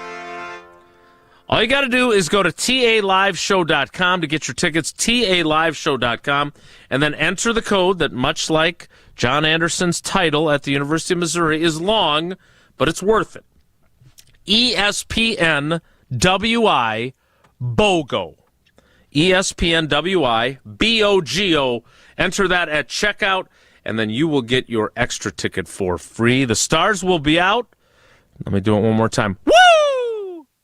And so should you.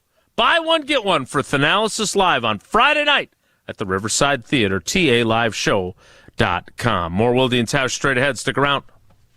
This is Wilde and Tausch, presented by Pella Windows and Doors of Wisconsin. Call Gina Della from Pella today, 855-PELLA-WI, and online at PellaWI.com/radio. Mark Tauscher here for Zimbrick Chevrolet in Sun Prairie, the name you can trust. Well, it's the time of the year when everybody is thinking about travel. Whether you're still finalizing details for a spring getaway or you're already on to thinking about where you'll be headed for a summer road trip, don't let vehicle maintenance be what slows you down. Make sure your vehicle is in its best shape possible every time you're getting ready to hit the road by stopping in to see the amazing service team at Zimbrick Chevrolet in Sun Prairie. Routine maintenance is critical for keeping your vehicle in the best shape possible. Oil changes, tire rotations, tune-ups, and so much more. Get it checked out before you hit the road so you're not stranded when you're away from home. And if you're in the market for a vehicle upgrade, check out Zimbrick Chevy's new and used vehicle inventory. You can start your search by logging on to ZimbrickChevrolet.com. Stop in to Zimbrick Chevrolet on Main Street in Sun Prairie and discover this great automotive team that I've been telling you about for years.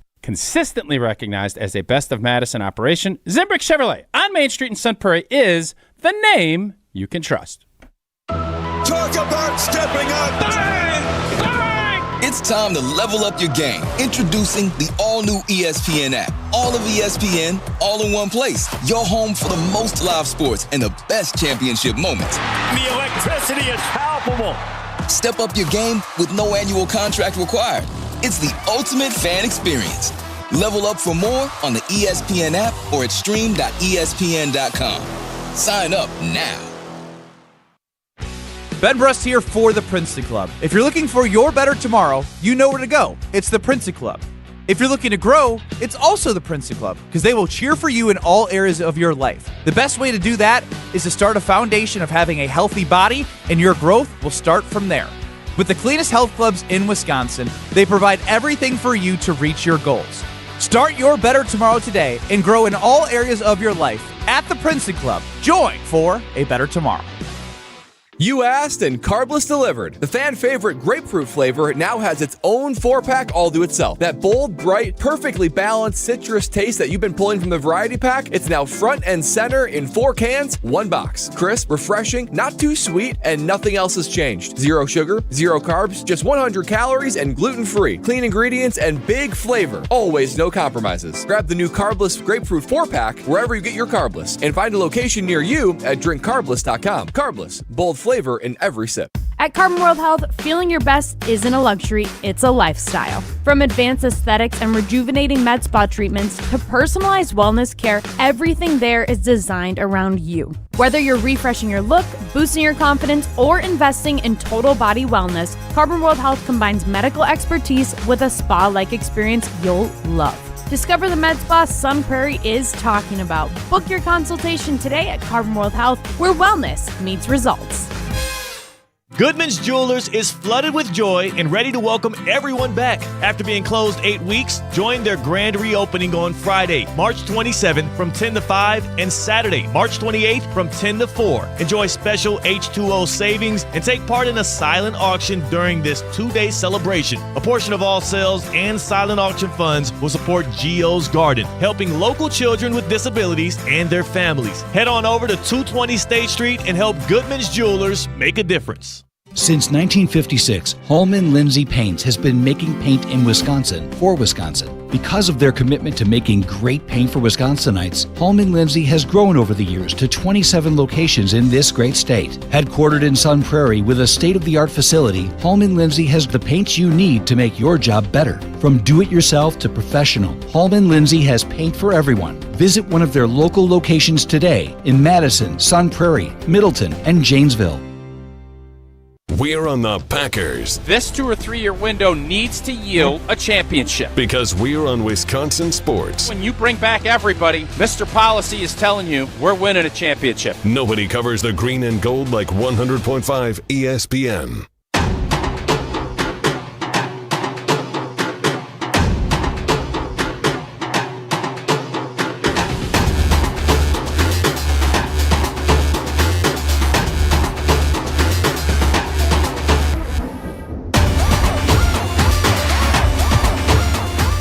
Jesse, did you encounter someone with a Boston accent while you were away during the break? I did all of not. a sudden I got this Tom Brady talking in my ear. Well, we're very excited in Madison. College hockey NCAA tournament starts tomorrow night. Wisconsin's playing Dartmouth in Worcester, Mass. in the opening round tomorrow night, so we got to watch that one. Ivy League. And then at the same time, Wisconsin's playing Dartmouth and Worcester, and then we got Harvard coming here to play Wisconsin in the WBIT women's basketball quarterfinal at the Kohl Center. So we got 2 Ivy League schools, one in Worcester, Mass., one in Madison. It's a big day tomorrow. Quick question for by the you. way, you know how you know that's true? You know how it's documented. Documented, yes. Documented. It's true. Go to the Duncan. Quick question there, Tommy Boston. If Wisconsin wins the WBIT, will they finish still with a sub-500 record? No, they would be at 500. They would be 17-17 should they win the WBIT. It would be a monumental achievement. Can you name any team in any sport, any level ever that lost 10 in a row to close out a regular season and then won 5 in a row to win a postseason tournament? I cannot. No. It would be... Any youth soccer team, any little league team, any team ever losing 10 in a row specifically to end a regular season, because I'm sure it's happened like to start a season and then you turn things around as it goes on. 10 in a row you lose to end a season and then rattle off 5 in a row to win a postseason tournament. Packers tried it. They lost 4 in a row to end a regular season, and then they lost a 5th to the Chicago Bears. All right, John, before we get to Uncle Homer, be nice obviously, to my former neighbor, by the way. Be nice to Robin. That she lived around the corner before. Is that right? Mm-hmm. Yeah, Missouri. That was our coach for many, many years. Yeah, she had him rolling for a while this year. Then just hit a snag. I think a Big Ten competition got a little. What did they there. hit? What did they hit? A little snafu. Oh, I thought maybe you were going to go Boston again. All right, so a little hot water there for Robin in the month of February, but they got back on track. Now they're going to beat Harvard here on Thursday night. They got a chance to win a WBIT. There you go. You go, kid. So you're a dyed-in-the-wool Packers fan. You grew up here in Green Bay. You're the pride of Green Bay Southwest High School. I don't know who your neighbors were growing up in Green Bay, in addition to Robin Pingeton. Am I saying that correctly? Robin Pingeton. Around the corner in Columbia. But, being there on Monday, and this is the way I wrote it as well, Bob Harlan didn't really care about whether or not people were saying lots of nice things about him. I mean, he was who he was.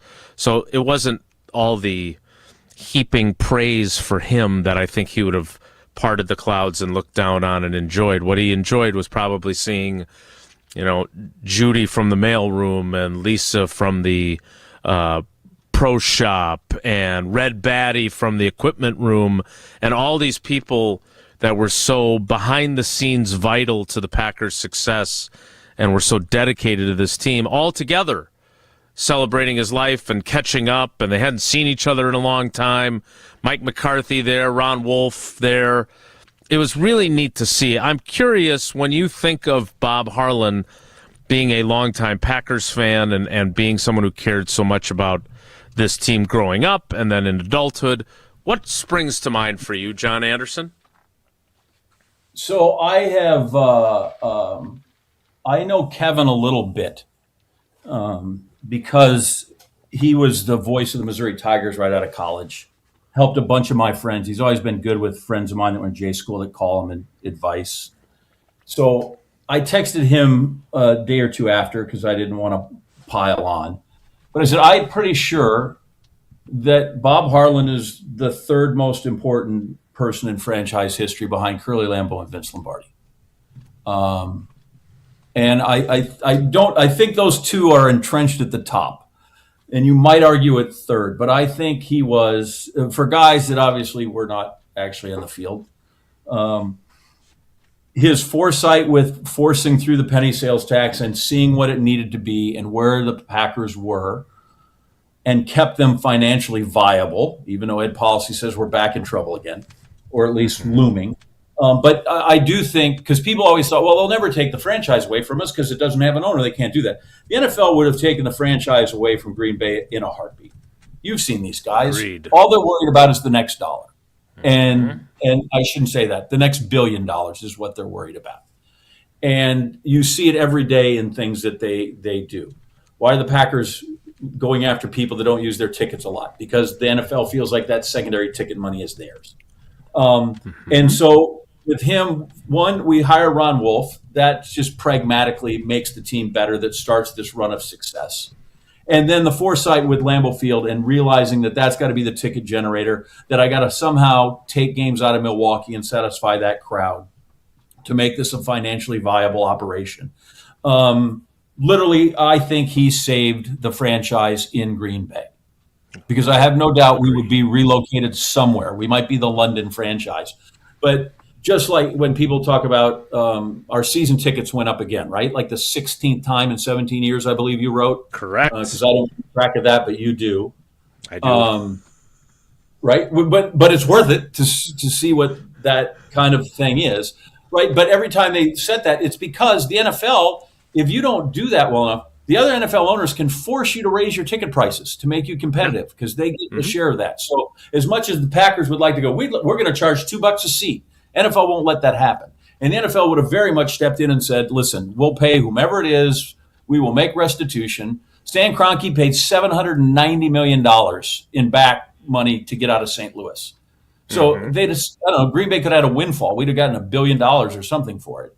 But that team very much would not be here if it wasn't for Bob Harlan. So how do you overstate that?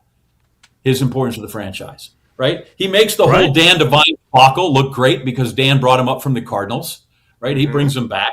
He's obviously familiar. He's an Iowa kid, and he goes to Marquette and worked there. But Dan Devine brings him back here.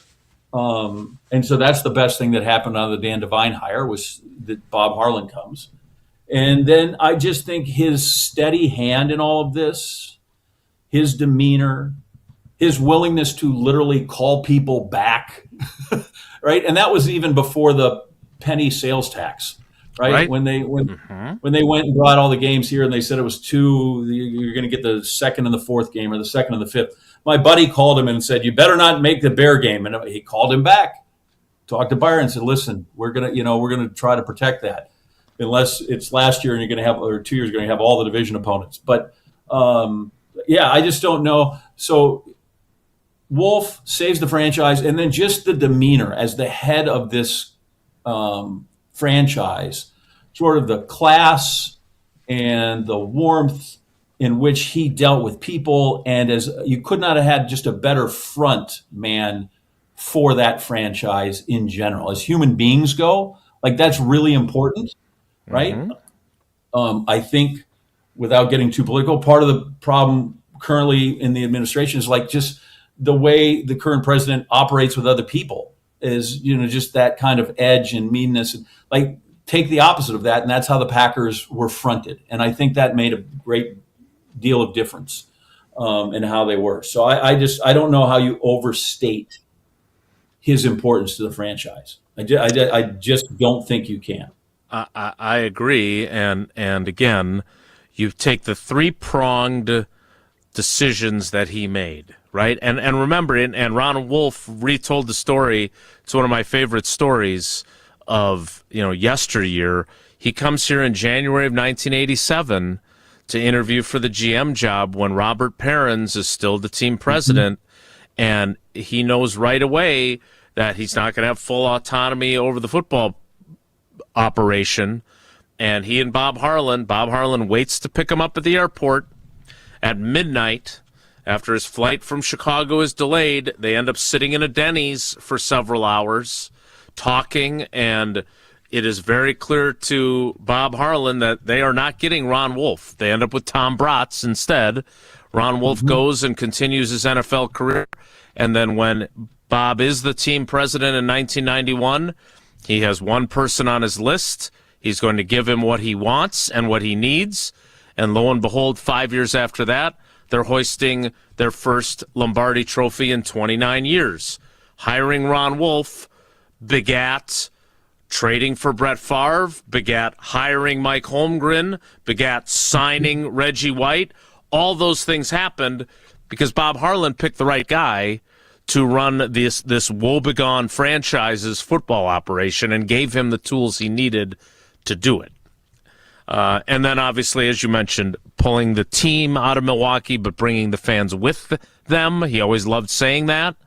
And then, obviously, the stadium referendum. I don't know what this town looks like if they don't win that. And let's not forget, I'm no political operative, but 53-47, I understand that's a 6-point victory, but do the math, a 3-point swing, and it's a dead heat. And you could have very easily lost.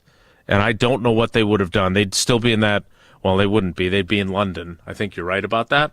And they'd have that corrugated old stadium with the green metal on the outside, sitting dormant like Northridge Mall, or what was the mall downtown that they eventually tore down?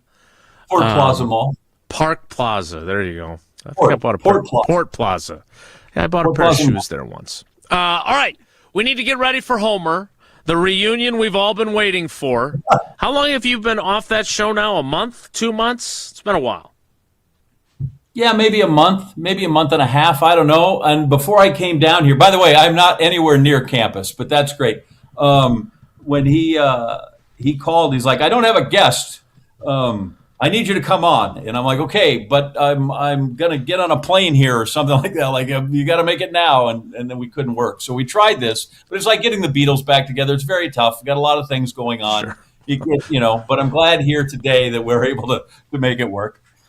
And to be fair, 2 of the Beatles are dead, and you guys are both with us. All right, well, we will make that reunion happen next after I remind you that Gruber Law Offices has your back if you've been injured in an accident. Hopefully you never have to make the call. But if you do and you have been injured, make the right call. One call, that's all. 414-276-6666. 414-276-6666. Gruber Law Offices, one call. That's all. Homer joins us next. It's Wilde and Tausch. This is Wilde and Tausch, driven by Zimbrick Chevrolet in Sun Prairie on 100.5 ESPN. See their full inventory at ZimbrickChevrolet.com. Mark Tauscher here, and the only thing that makes watching basketball better this time of year is enjoying a great game with the cool, refreshing taste of an ice-cold Coors Light. Whether it's a thrilling buzzer beater, a big upset, or a top seed blowing somebody out, every game goes from good to great when you crack open a Rocky Mountain Cold Coors Light. Coors Light is brewed with a 3-step cold process, cold lager, cold filter, and cold package, so it's actually made to chill. The mountains on Coors Light cold-activated bottles and cans turn blue. That's when you know it is chilled to perfection, which, besides the refreshing taste, is my favorite thing about drinking Coors Light. Refreshingly cold and only 102 calories. Coors Light is made to chill. Celebrate responsibly. Coors Brewing Company, Golden, Colorado. You're listening to 100.5 ESPN and the ESPN Wisconsin app. Wisconsin weather doesn't wait, and neither should you. At Pella Windows and Doors of Wisconsin, we make upgrading your home simple. Right now, order today and get 0% interest until 2032. You heard me right. 0% interest all the way until 2032. Upgrade your windows and doors now and pay over time without paying interest. With our 10-year limited warranty, you can feel confident in your investment. Schedule your free in-home consultation today at PellaWI.com. Certain restrictions apply. 3/31/2026. Beautiful day for Brewers baseball. Brats in one hand, your Brewers checking card from Associated Bank is in the other. And with a tap, it's 20% off gear at the Brewers team store. An express entry so you can tailgate longer. And up to 50% off home game tickets. Oh, that power! All for the crew! Only with Brewers checking from Associated Bank. Join the crew at AssociatedBank.com/Brewers. Member FDIC. I love being an orthopedic surgeon because I can help people improve their lives. My name is Ashish Raval. I'm an orthopedic surgeon at Stoughton Hospital and the Ortho Team Clinic. My specialty is sports medicine, focusing specifically on the care of the shoulder, hip, and knee. So the goal for me is always to see patients who want to get back to their active lifestyle. The techniques that I use now allow patients to return back to the activities, including sports, faster than ever before. Learn more about the Ortho Team Clinic at stoughtonhealth.com. Everyone plays like a champion at TPC Wisconsin. Our friendly community shares one thing, a passion for world-class golf. Women, men, and youth golfers all love the course. The $25 million upgrade is impeccable, and the list of amenities is more than impressive. But belonging where the shared pursuit of excellence is a daily practice and not just a tagline? That might be the best part. Join today and pay no dues until April 1st. Discover belonging. TPCWisconsin.com. The Bucky Badger Student Mascot Fund was created to support the amazing student athletes who bring the best mascot in the world to life. My name is Jake Huser. I was Bucky from 2021 to 2024, and my favorite memory of being Bucky was winning a national championship with both volleyball in 2021 and women's hockey in 2023. Your donation will help fund new scholarships to ensure that the rich tradition of Bucky lives on. Learn more at supportbucky.org. That's supportbucky.org. Mark Tauscher here for Pizza Hut. Well, it's bracket season, and Pizza Hut's got the watch parties covered. And right now, get a large 3-topping pizza for just $10. Try it on Pizza Hut's new hand-tossed crust. Crispy and golden outside, soft and fluffy inside, and finished with garlic parm seasoning. Order today at pizzahut.com or on the Pizza Hut app. A large 3-topping pizza for just $10 on Pizza Hut's new hand-tossed crust. Pizza Hut, feed good times, and remember, no one out-pizzas the Hut. Friday nights taste better at the Bridges. The Bridges Bar and Restaurant is back with a classic Friday fish fry, plus non-fish specials and prime rib. Great food, great drinks, and a perfect way to kick off the weekend. Fridays at the table and on the course at the Bridges Golf Course in Madison. Your state, your teams, your ESPN. The ESPN Wisconsin app. Customizable just to you. Find the ESPN Wisconsin app in the Apple or Android app stores today.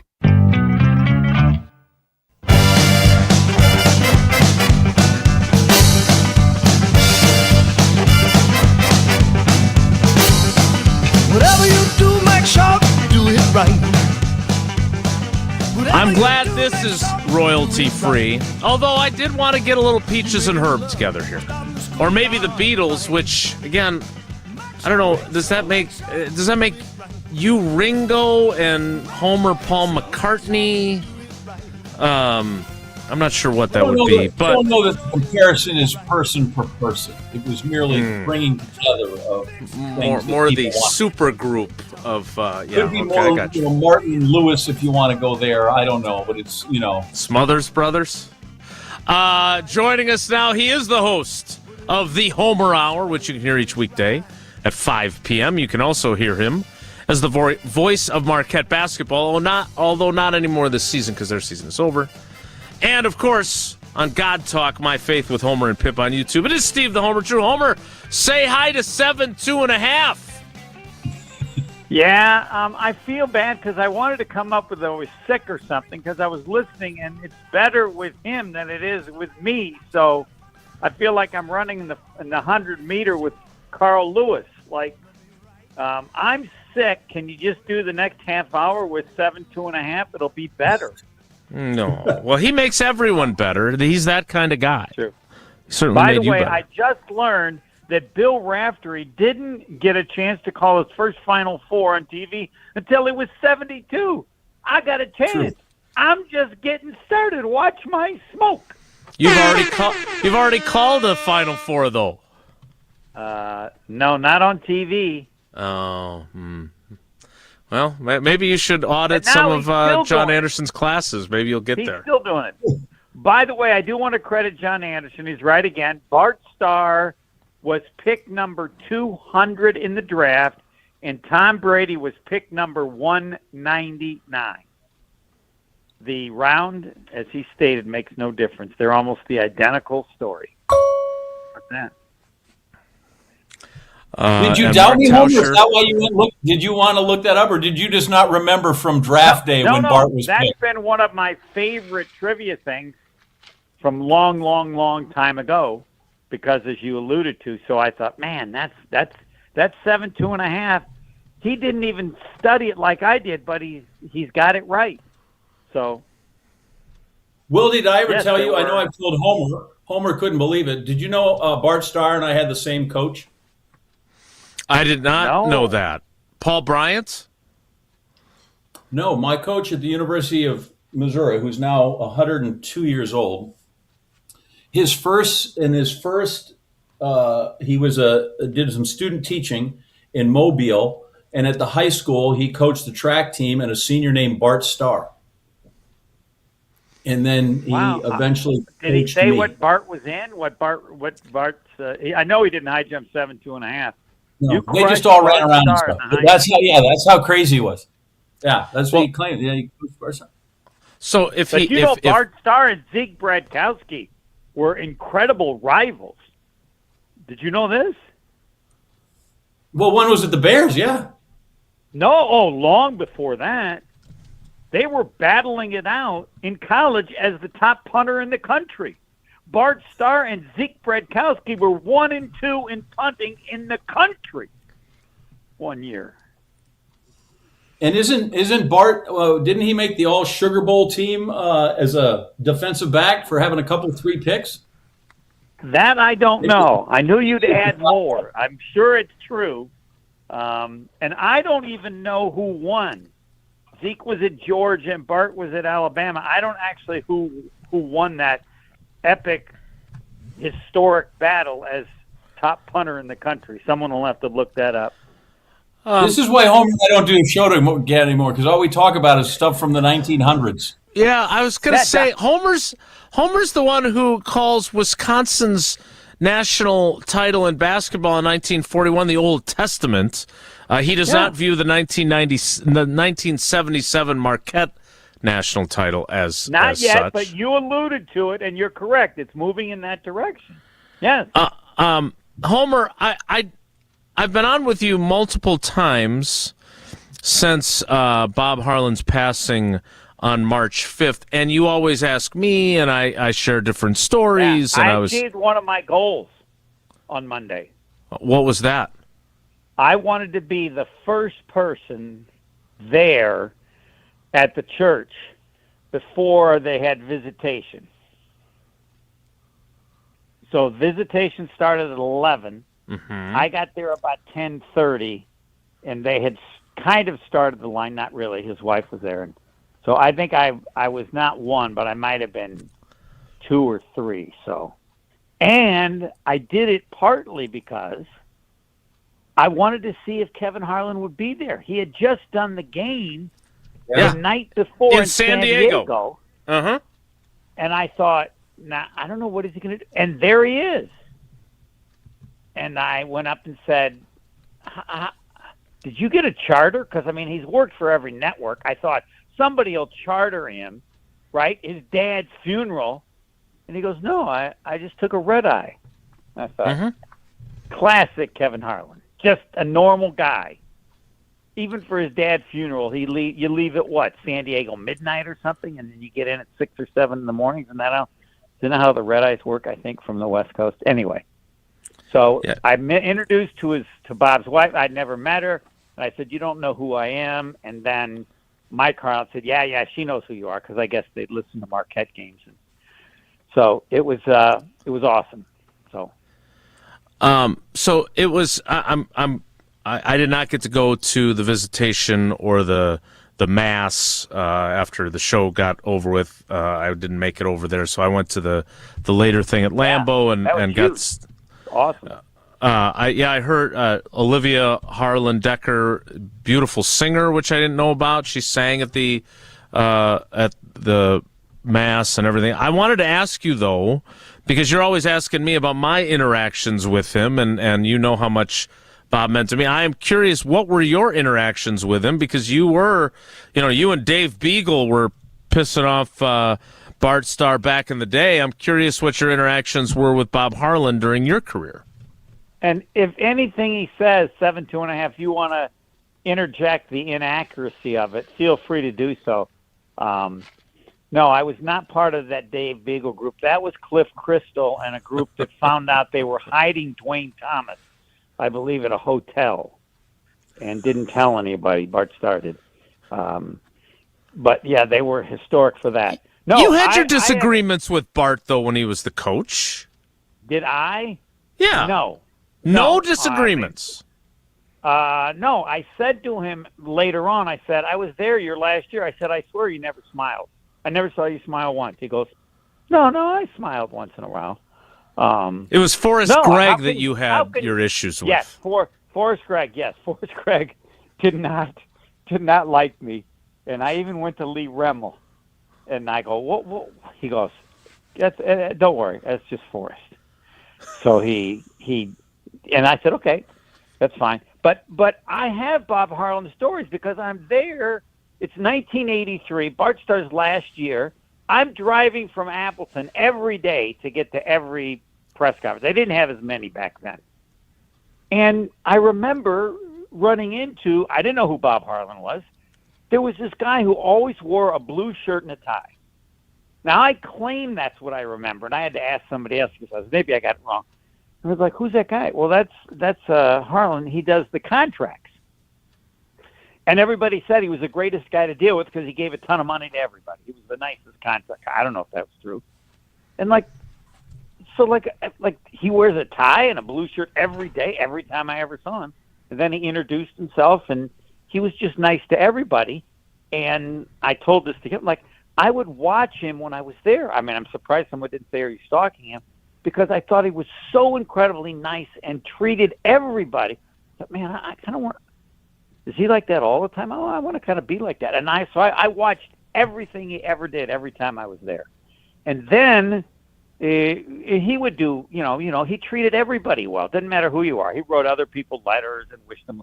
Anyway, and then when I became Homer, I called him up to interview him in something, and I said, hey, Steve the Homer True, and I got Bob Harlan. He refused to say Homer. He goes, Steve, it's great to talk with you. And I'll bet he said Steve like 5 times just to make it clear, you ain't Homer to me, buddy. You're just Steve, because I remember you when you were a knucklehead in Appleton, Wisconsin. So the rest is history. And I don't remember who I was with, but there was a group in the media when they said, well, he's a candidate to be president. I said, there's no way he's going to be president of the Packers. I'm like, what do you mean? You don't even... No, there's no way. He's too nice. You can't be that nice and be the president. And a couple of other people all were in agreement. Yeah, I don't know who it's going to be, but it's not going to be him. Well, nice guys in this case didn't finish last. So, yeah, so that's. So do you agree with the Professor 7.5's Yes, I do. Opinion Whatever he that said, I agree with. he is the third most important figure in Packers history behind Lombardi and Lambeau? Yes, that's why I want a statue. That's why this comparison with Ted Thompson is an embarrassment to the history and the importance of his role in the history of the Green Bay Packers. So somebody's got to do a statue. John Anderson, 7.5 is important enough. There's got to be a statue somewhere honoring the importance, as you just said, of Bob Harlan. And I know he would hate it. That's why I don't think they did anything. They gave him a what? A mall, an alley, Plaza, yeah, Robert E. Harlan Plaza, yeah. Right, yeah, right. Because I'm sure that's about all they would agree with. Well, if we get 7.5 behind this, that I think we can get a statue and 7.5 and know the right place. Where should the Bob Harlan statue be? Ooh, good question. Let's give the professor the opportunity to dictate that. He knows the streets of, not the streets of San Francisco, the other Bay Area, the streets of Green Bay better than I do. Where should we put the statue? Yeah, because as you know, I'm from the hard scrabble streets of the West Side, which I forget. Back in the day, what was it? Only one side of Green Bay, one side of the river, could you sell liquor in the bars. Which side was it? I think maybe it was the east side. It was the only place you could have liquor. I didn't realize that. I did not know that. I learned something new. Yeah, the west side was dry. Why don't we just put it somewhere where you walk into the Bob Harlan Plaza, right? We got the two big with Lombardi and Curley that are gigantic. Yeah. Two guys who didn't finish their career with the franchise. And why don't we make one for Biden? It can just be real size. It doesn't have to be giant. I was going to say, I don't think he'd sign off on one the same size as them. And then just put it right there, kind of between the doors as you walk in the plaza, in the atrium. I am in full support of that. Homer is the one that was banging that drum, but again, they don't have a statue policy. Pardon the pun, as you like to say, since I'm not allowed to make those or use cliches. But Tausch's idea, when we approached him with this after Homer and I had this discussion on his show, he wants like a statue like the Yankees have the park or that area at Yankee Stadium with all the Monument Park monuments. Yeah. Thank you, Jesse. That was the exact word I was looking for. So then you get into the discussion of who else would merit one, but I don't have a problem with Homer's opinion that he merits a statue. My issue is that the Packers don't have a track record. The only other statue they have, because the Bart Starr one is over by the Resch Center, the only other statue that they have on their property is the Lambeau Leap one, which doesn't have anyone other than some random fans that are fictional waiting for you to jump into the stands and have your picture taken with it. So this would be a change in protocol for them. Yes, and if John Anderson 7.5 is the guy behind it, it'll have a lot of merit. So I don't know how we issue the press release that Professor John Anderson is asked, because I think it's a great idea. The statue gives importance, and then you have a plaque or something that the information so that people need to understand who he was and how important he was, because it'll easily be forgotten. And this way it can't be, and it's at the plaza. I would actually like better. I'd like it be right near where the other two are, but I'll defer to that. In terms of the location, it needs to be as big, but just in the different. Oh, you area. do. You want him to be as large as the other two guys. Every bit as large. Yes, I would actually want 2 inches taller. No one would know, but I could say, just so you know, this is how important Bob Harlan was. His statue is the tallest of the three. That would be special. Would he be in a blue shirt and a tie? I mean, if you're going to commission this, I think Lambeau's pointing. I just want 2 inches taller. That's all. And you can take it from there. John Hanson can take it from there. Real quick though, because I am not always allowed to be a dedicated listener to this program. What did Tausch have to say about Harlan as a player? Like, does he know every guy? Did he have relationships with them? How did he treat the players when you're the big boss? So I think he talked a little bit about that. What he talked more about was when the two of them, and again, Jesse, I wasn't on the day after he passed away, so I will defer to you. But I know one thing that Tausch would always talk about would be when he and Bob Harlan were together on the tailgate tour one year, and how enjoyable that was for him and how real Bob Harlan was. Mm-hmm. Jesse, I'll let you continue that. Down to earth, one of the guys. The interactions while he was a player on the team weren't abundant, but you understood the impact that he had on the organization throughout, and especially as someone who grew up in Wisconsin and understood what it meant to be playing for the Packers and the success that the franchise was having under his leadership. That certainly was something that resonated really well with Tausch. So he shared that really well the day after it was announced that he had passed. And yeah, we took a lot of phone calls, and Mike Sherman joined and said a bunch of great things about him. And it was a powerful show reacting to all that news. And then Mike Sherman called me to bust my chops for not being on the show that day when he was on. It's fair. Which I believe happened during the show as well. Does seem to be a bad day to miss. Well, as I told you, there was a gymnastics meet that day, and it was pre-scheduled, so it wasn't. They did not cancel that. So I do have a question for the show, if I can sneak one in. Well, yeah, your Uber schedule has changed, so go right ahead. Yes, I want to know at what point in time did 7-2.5 address that Bill Self is apparently retired as coach at Kansas. And those who don't like him assume that he can no longer outpay everyone else for players because everybody's paying them. So he knew his time was up. I don't know if either the fact that he's now going to retire or because generally 7-2.5 doesn't have enough time in the day to say enough negative things about Kansas. But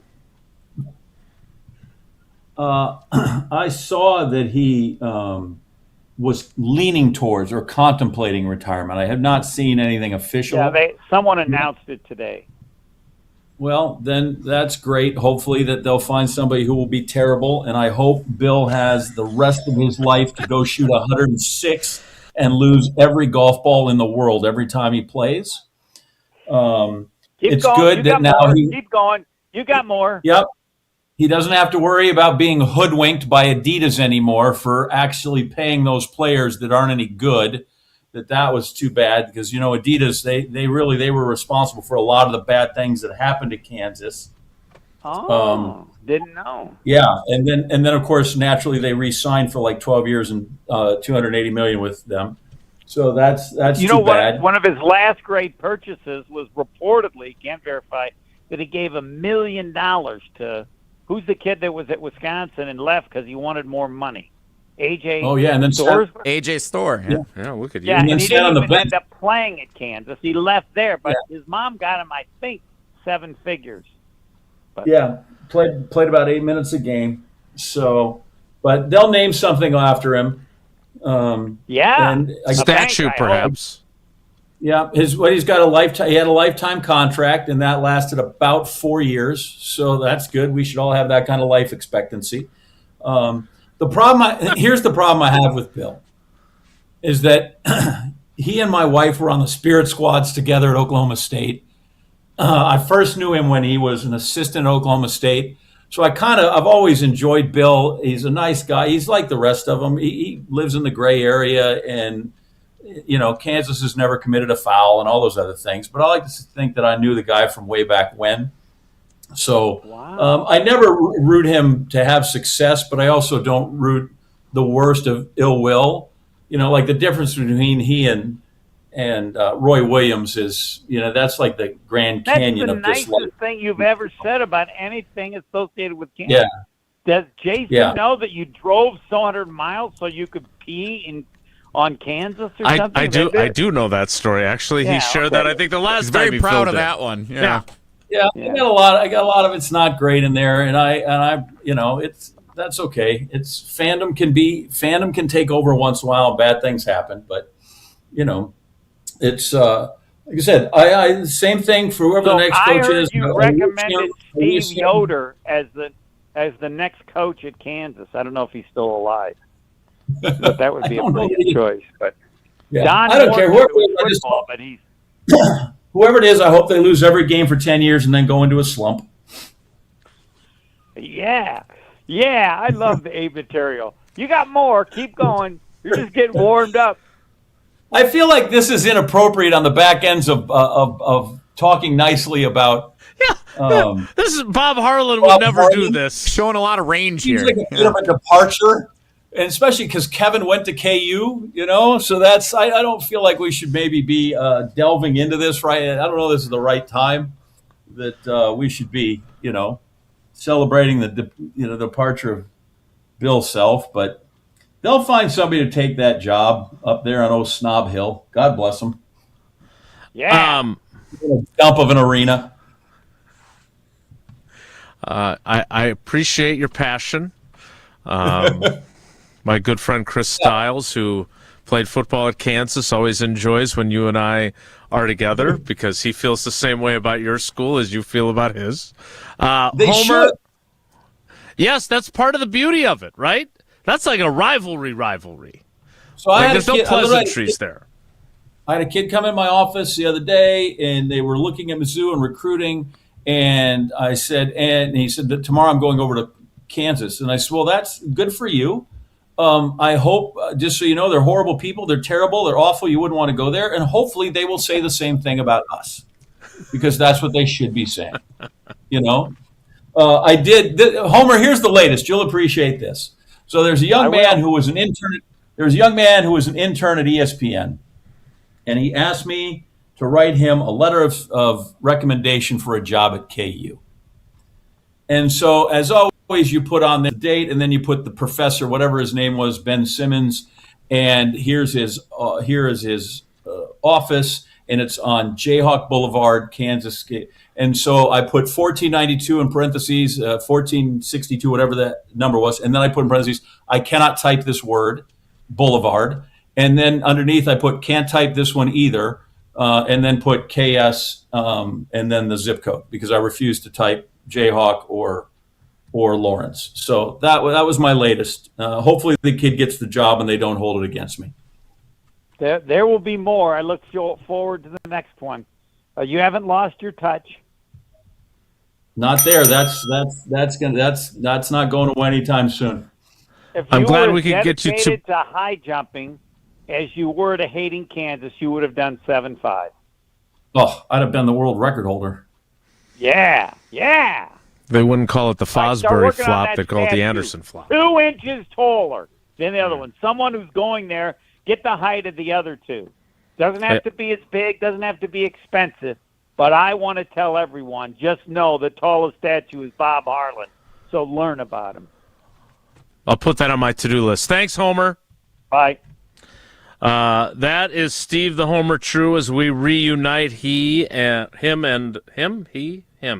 Reunite because it's the direct object of the reuniting. And John Anderson from their days together on the Homer Hour. I will be with Homer tonight on the Homer Hour, as I am on Tuesdays, Wednesdays, and Thursdays. More with John Anderson, since we're now on the Tausch clock management plan, and we still need to finish up the 10 o'clock hour next. It's Wilde and Tausch. Wisconsin legend, Badgers superfan. Frank Kaminsky joins Kyle, Brust, and Nortman on the Yingling Legends Hotline on Wednesday at 2:30. Tune in on 100.5 ESPN, the ESPN Wisconsin app, and ESPN Madison on YouTube. Yingling, the oldest brewery in America. Mark Tauscher here for Iron Jock. As a former athlete, I've worn just about every type of workout gear there is, and nothing compares to Iron Jock. Their performance apparel is built to fight sweat, odor, and bacteria, keeping you feeling fresh no matter how hard you push. From the gym to the pickleball court, Iron Jock keeps you dry, comfortable, and confident. Upgrade to Iron Jock. Available now at ironjock.com.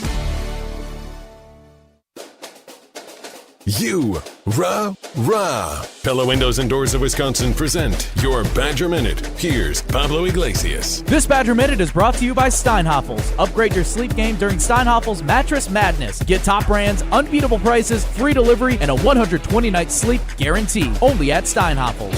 ESPN Radio's Evan Cohen offering a fresh lens on Badger basketball. The UW alum on Wilde and Tausch tying the program's ceiling to a familiar standard. I don't think it's fair for us to sit here and say we should win the national championship every year because Kaminsky and Decker all were inches away. That's the abnormality. The normality for us should be January 1st or beyond bowl, second weekend college basketball NCAA tournament on the men's side.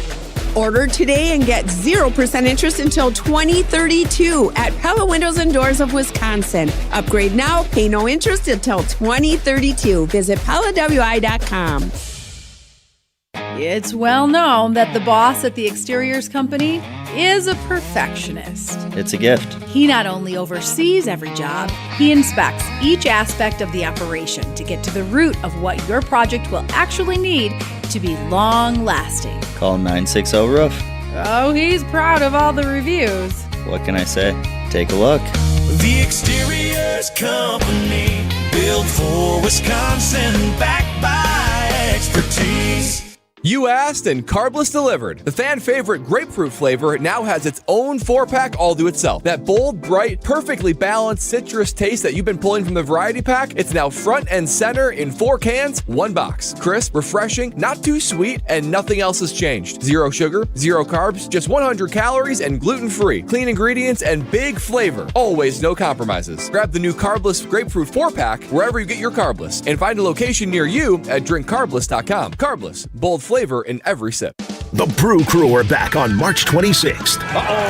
Churio sends it deep to left, and there she goes! Catch the Brewers on local TV as they open up the season against the Chicago White Sox. And Yelich launches one deep right center field. Forget about it.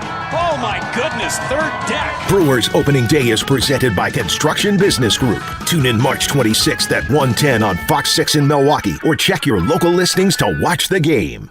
Buying a new vehicle should be exciting, and that's what Simden Chevy in Mount Horeb aims to do. That's why they vow to give you the better buying experience. Jim Rutledge here. I've had 3 better buying experiences at Simden Chevy in Mount Horeb, and I keep on going back because the experience and the Chevy is fantastic. So if you're looking for a buying experience, you're going to want to repeat anytime you need a new or new-to-you vehicle, I recommend you make the short drive out to Simden Chevy in Mount Horeb because you're only minutes away from a better buying experience at Simden Chevy in Mount Horeb.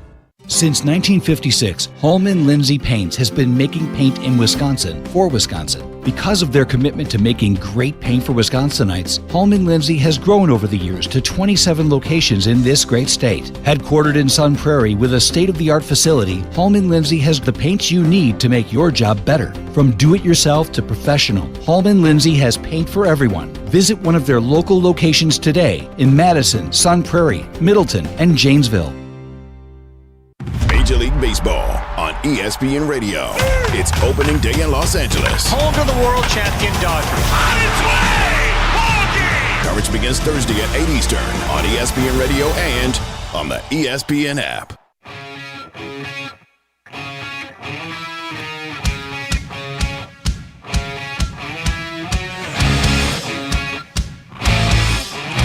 Thanks to Homer, as always.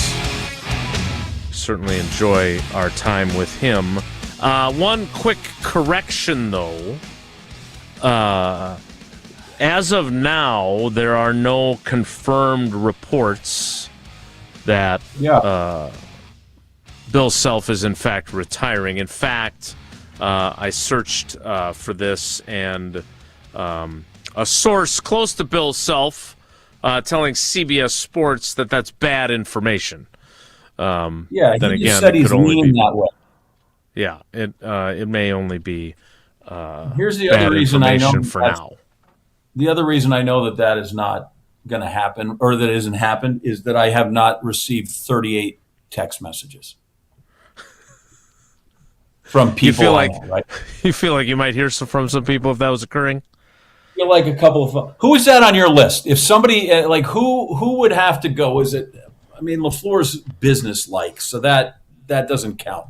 Is there somebody in your life? Is there some coach? Is there some person? Is there some actor? If they passed away, like that, your friends would be like, "Oh man, I got to text Wilde." Yeah, but I don't. And by the way, we're not expecting Bill Self to pass away. Just leave the Kansas program. Yeah, I don't. It's a good question. I don't know who. Like obviously, if Barry Alvarez decided to make some sort of return to coaching. All of the guys that I went to college with would be, oh my God, did you see this? Barry's going to be the head coach at Platteville, which would really be something, by the way. I would definitely be hearing from them on that.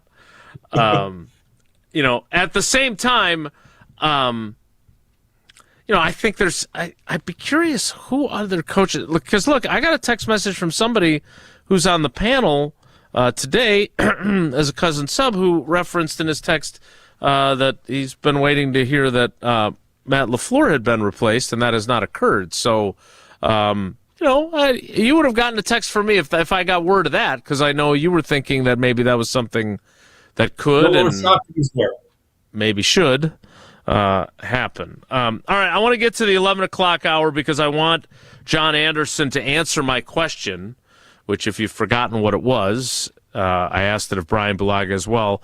As of right now, on March 25th, what is the one thing about the Packers you feel really good about, best about, and what is the thing that concerns you the most?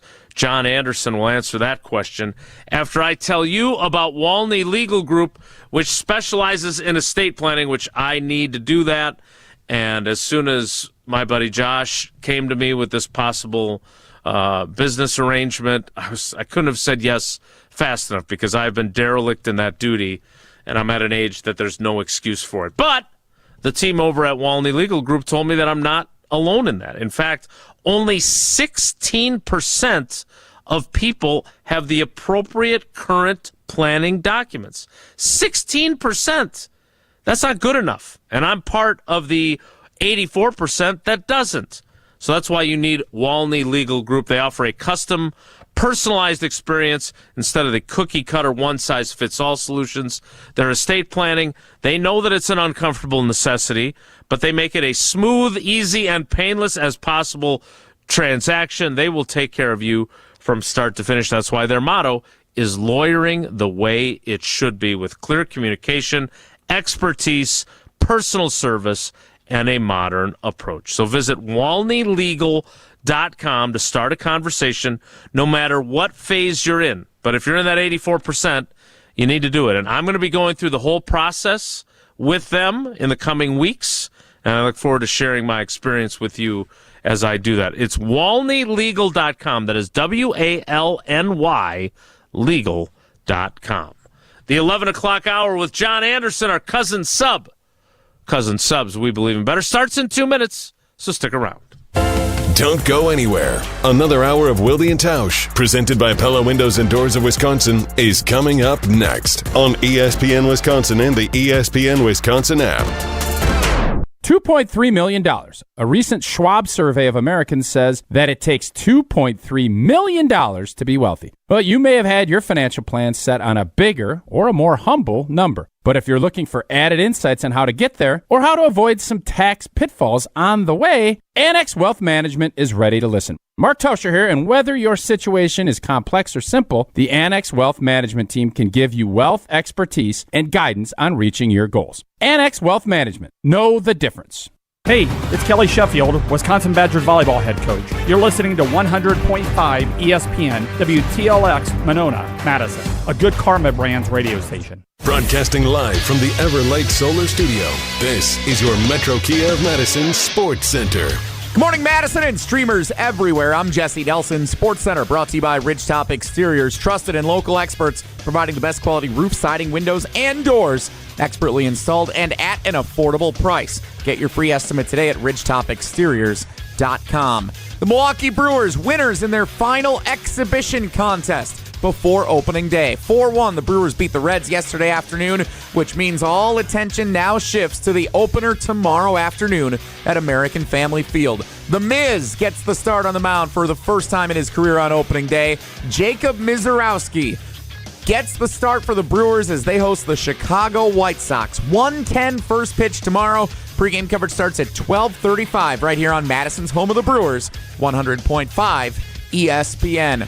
Jordan Love and Olympic gold medalist Jordan Stoltz throwing out the ceremonial first pitches tomorrow. If you're going to the game, I hear the freeways are under construction. Make sure you leave with plenty of time to get there from the Madison area. It's part of a baseball doubleheader on opening day tomorrow. Diamondbacks Dodgers tomorrow night on ESPN Radio as well. Coverage starts at 7 o'clock. The opener is actually tonight on Netflix, Yankees and Giants. Metro Kia of Madison, Madison's trusted Kia dealer. Stop into Metro Kia on the east side of Madison or metrokiaofmadison.com.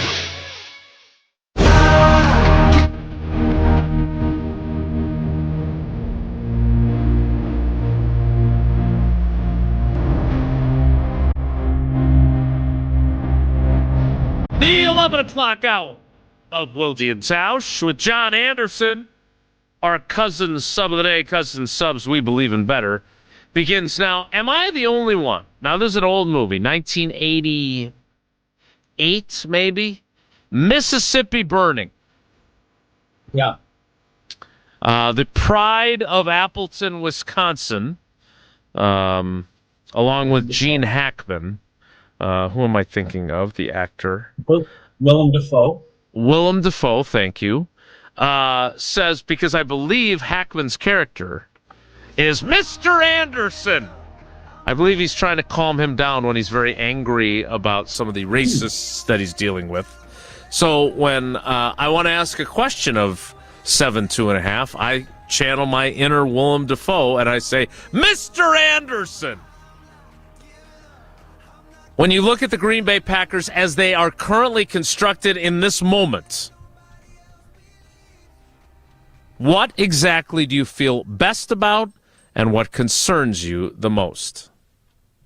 Feel best about the quarterback still because it's the most important position on the field, and I think that guy's really capable. Like a little bit more consistency for sure now in this year, but I still think that's the best thing that's on the old, to borrow from Apollo 13, what do we have on this ship that's good? I believe I would take him as the thing that I would, that would be my tent pole. That's where I'm going to put that in the ground, decide that's my best thing. And the most concerning thing, if I go on the field, is always offensive linemen. I would like to always have more of those. Otherwise, I would say it's Matt LaFleur because I just need to see if he can do better. So let's delve into your feelings about the old ball coach a little bit because I don't think you think he sucks. No. At the same time, I wouldn't say that you're if you can't be an athlete, be an athletic supporter, like the great line from Greece. Right. I wouldn't say you're a big supporter of his either. Is that fair? I have lost some of my confidence in Matt LaFleur. I think he's shown in many cases that he's been able to develop players. I think Jordan Love's development has been better under him, Malik Will. So I think there's good coaching there. But he has not shown me that once we get off of the, I don't know what his laminated script is, 15 plays, 20 plays. But once we get off that, it's a crapshoot in terms of what comes next. How, I don't know that he's, and I've heard Peyton Manning say this, in-game adjustments are bunk. At halftime, all you do is eat orange slices and nobody really makes adjustments. He talks about that being oversold. Mm-hmm. But other teams seem to, once we get off that script, they seem to struggle to me. Then in the biggest games, how you you can't protect leads, how these, whether it's little things, whether it is the Bears debacle the last two games, whether it is just before halftime against the Tampa Bay Buccaneers on your own field, and you realize really the only thing they can do is probably throw it over your head. So you know what we should do? Not let them throw it over your head. And they throw it over your head. That you lose those playoff games at what I think both times you're favored, lose playoff games at homes, big games like that, the playoffs. I just feel like there's something there that is missing. And much like Kyler Murray, I've seen enough of it to know it hasn't gotten better. If anything, it seems to have gotten worse in those situations. And so that's why I guess I just feel like at some point, right now I see Matt LaFleur like me betting on Sergio Garcia in the majors. I'm going to say no until he finally wins one. Then I go, boy, I'm wrong. Of course, my record is 140-1, but I'm wrong. So I would like to be wrong, but even at that, I'm going to be like, 12-3 if I'm wrong. And so that is I just see some game management things, the way things go, the lack of intensity, the fact they can't play two halves together. All those are more coaching than specific player development things, because he's clearly had some success there, But I watch how you make this brilliant game plan when you put in Malik Willis and you run it a billion times and they know you're going to run it against Indy, and yet you're effective to the tune of whatever it was, 180 yards in the first half. And then the next week you go to, I believe it was Nashville, and everybody's like, okay, here we go again. We're going to run it 50 times and throw it 10, and you come out slinging it. Right, so he's shown that he can do a bunch of this stuff. I would like him to do it for the full game, for a full season. I'd really like to see him do it in January, And I think that's where my disconnect with him is, or my lack of faith in some of that is.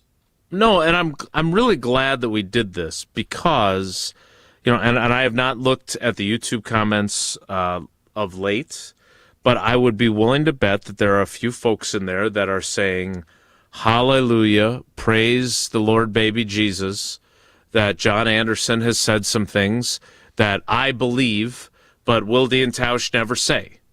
Because, I don't think I'm an overly guilty apologist for Matt LaFleur, but I certainly could be accused of making excuses for the Bears game. Right? I mean, they give up 25 points in the fourth quarter, a defense that, I am also a Jeff Hafley guy, but I keep pointing to, you did not have Micah Parsons. You never won another game after he got hurt.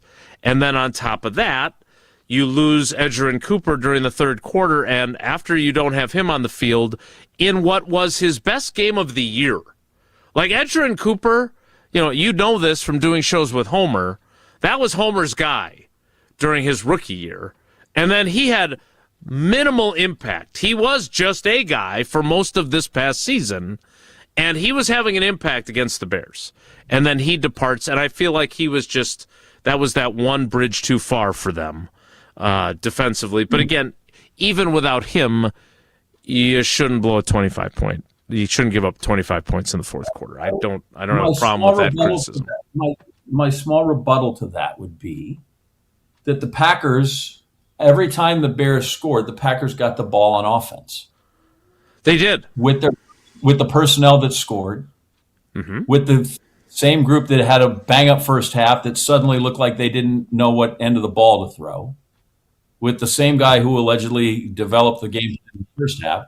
So while, yes, they faced some challenges, they managed to, for the better part of 50 minutes of that game, control everything without Micah Parsons, without everybody, right? So they had it there.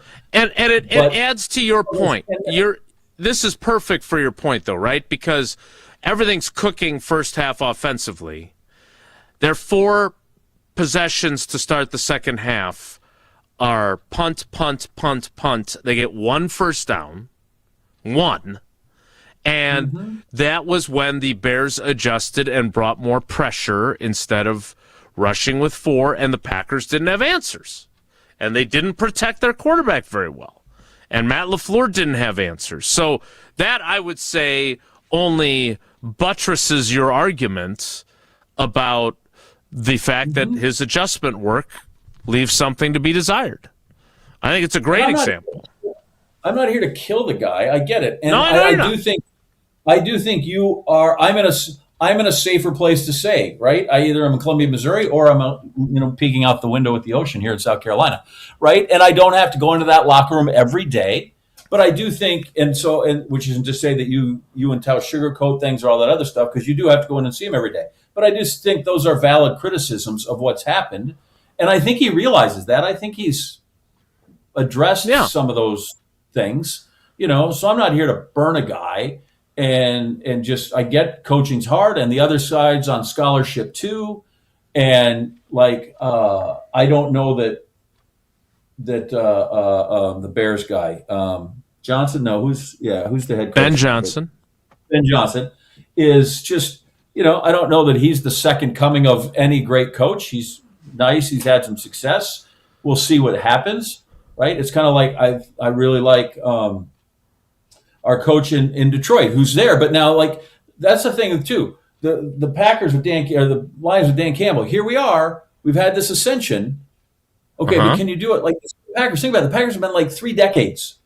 Right? Sure. They had an 8-8-year Ray Warrows. We get rid of that. Then you had a little dip with Sherman. We got rid of that. There's always been a small dip. But the last time, was it just before LaFleur came that they missed 2 years in a row?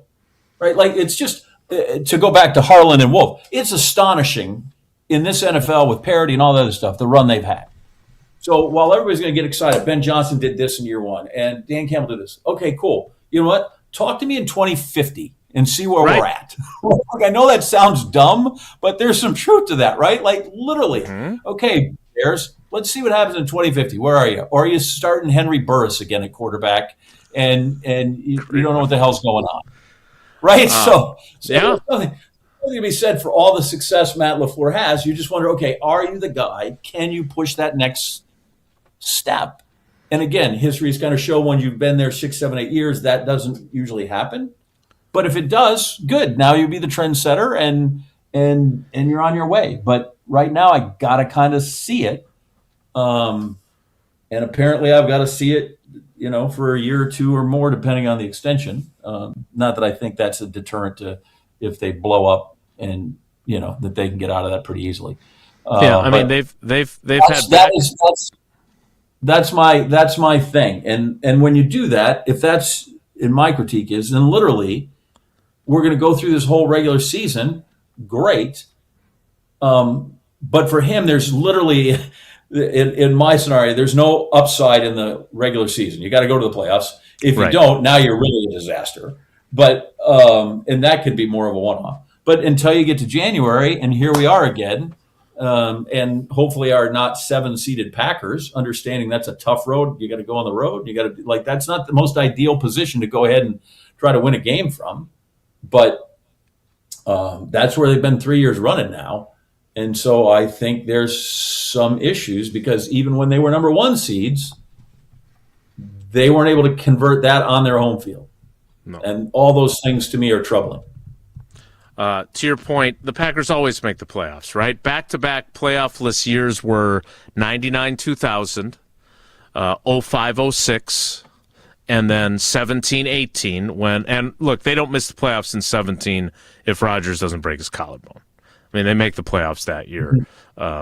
They missed it in 18 with the dysfunction, and it was time for Aaron Rodgers and Mike McCarthy to go their separate ways. But yeah, playoffs are certainly but they're back, baby. Sufficient. Now that's better than Homer and Anderson. When those two get together, now I'm watching. Yeah, we'll see. Now I'm going to watch. I'm eager to see. I am all in on that as well. All right, we need to play trivia so the professor can grade my TV appearance during Whoa Nelly. Jesse, yesterday was Iowa trivia. Could it be? Could it be? Usually on Wednesdays, we do Wisconsin Geography Wednesdays, but we don't want Tausch to miss out on the fun because he loves Wisconsin geography. So it is Missouri Geography Wednesday with John Anderson filling in. We're not going to go super in-depth. If you know generally anything about the state of Missouri, you should be in good shape here. We have a perfect week going, by the way. Missouri geography is today's trivia category. All right, we'll take caller 10, 844-770-3776, 844-770-3776, and we'll do it like we do it with Tausch. We will ask the contestant the question. Then before we give the correct answer, we will see if John Anderson agrees or disagrees, Hollywood Squares style, although in the reverse. Caller 10 plays trivia, presented by Iron Jock and Cousin Subs. Next, it's Wilde and Tausch. This is Wilde and Tausch, presented by Pella Windows and Doors of Wisconsin. Call Gina Della from Pella today, 855-PELLA-WI, and online at PellaWI.com/radio. To those who've ever dreamt of their perfect event, those dreams are worthy and they are possible. Hi, it's Jeffrey from Celebrations Entertainment.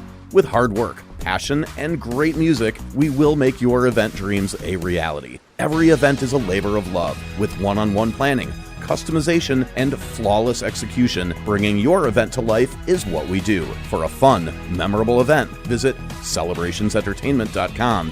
That's celebrationsentertainment.com. Hey, it's Riley Yauk. Stay in the know on area high school sports and follow ESPN Madison on social media for Prep Mania on Deck, each week's preview for the top games and events. Prep Mania on Deck is brought to you by Zimbrick Honda, a proud supporter of high school sports and local communities. Spring is here, and living with your old, drafty, foggy, dirty, hard-to-open, bad windows is no longer an option. You deserve better windows and doors. At Siding Unlimited, we install top-of-the-line wood, vinyl, and fiberglass windows with options to fit your style, color, and design choices. Built for energy efficiency, installed by our professional craftsmen at Siding Unlimited. Siding Unlimited. Experience, integrity, craftsmanship. Visit sidingunlimited.com today.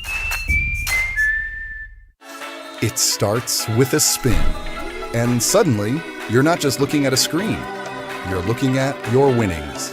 But what would you do with them? Imagine a bubbling private oasis.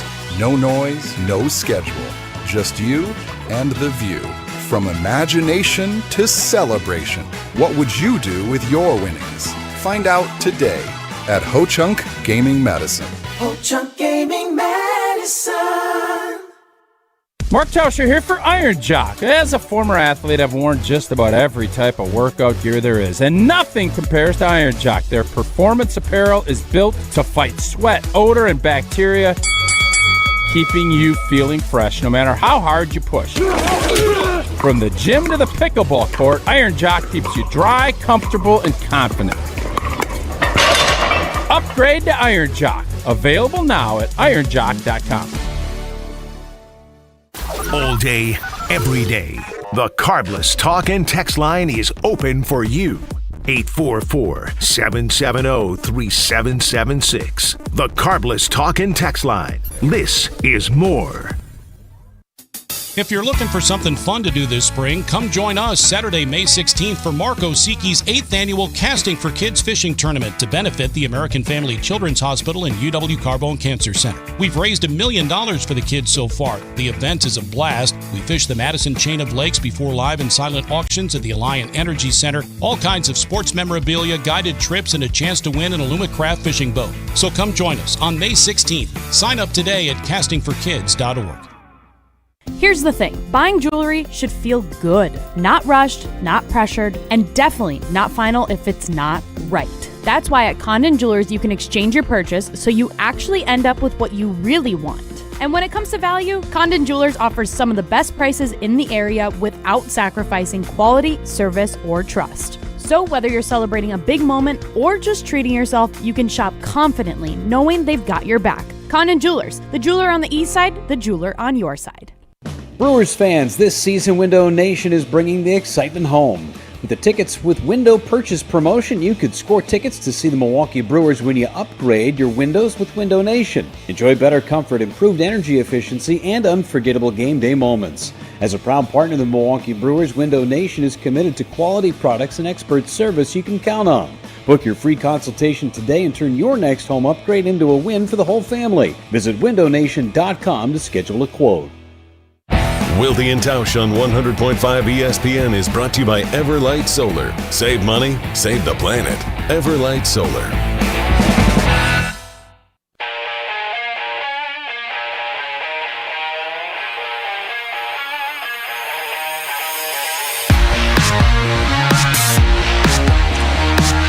Before we get to trivia,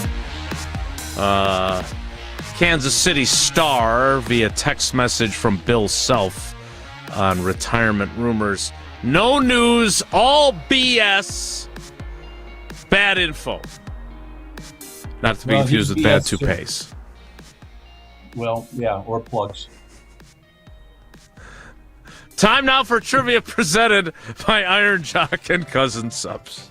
Wilde and Tausch Trivia is brought to you by Iron Jock, performance apparel that actually performs. No stink, just performance, and proudly Wisconsin built. Shop now at ironjock.com. And by Cousin Subs. It's lobster season at Cousin Subs. Their lobster salad sub is fresh, flavorful, and only here for a limited time. Try it today.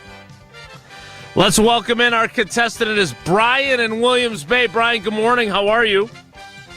I'm wonderful. I'm glad to be back. It's been a while. We're excited. Go ahead. I had a phone issue where I was without a phone for a month, and I finally got a new one, so now I can talk. Well, we're happy to have you back. Have you ever lived in the great state of Missouri? I drove through it once. Okay, well, we'll see how much that helps you in Missouri trivia. John Anderson will not help you, Brian. Nor will Brian Anderson. Nor will Brian Anderson, although maybe he's got his voice back, which would help him do his job more effectively. And we love him. All right, question number 1, Brian, is this. What is the capital of Missouri? Is it Jefferson City, Washington City, or Kansas City? Jefferson City. John Anderson, agree or disagree? Well, I guess we've got the bell. All right. Right there on the banks of the river. Right there on the banks of the Missouri River. Question 2. What's the deal with Kansas City where it's in both? It's like Springfield. There's 100 of them. It just happens to be across the border. Question 2, Brian. Which of these cities is a tourist destination in Missouri located in the middle of the Ozark Plateau? The Ozark Plateau. Is it Branson, St. Charles, or Bentonville?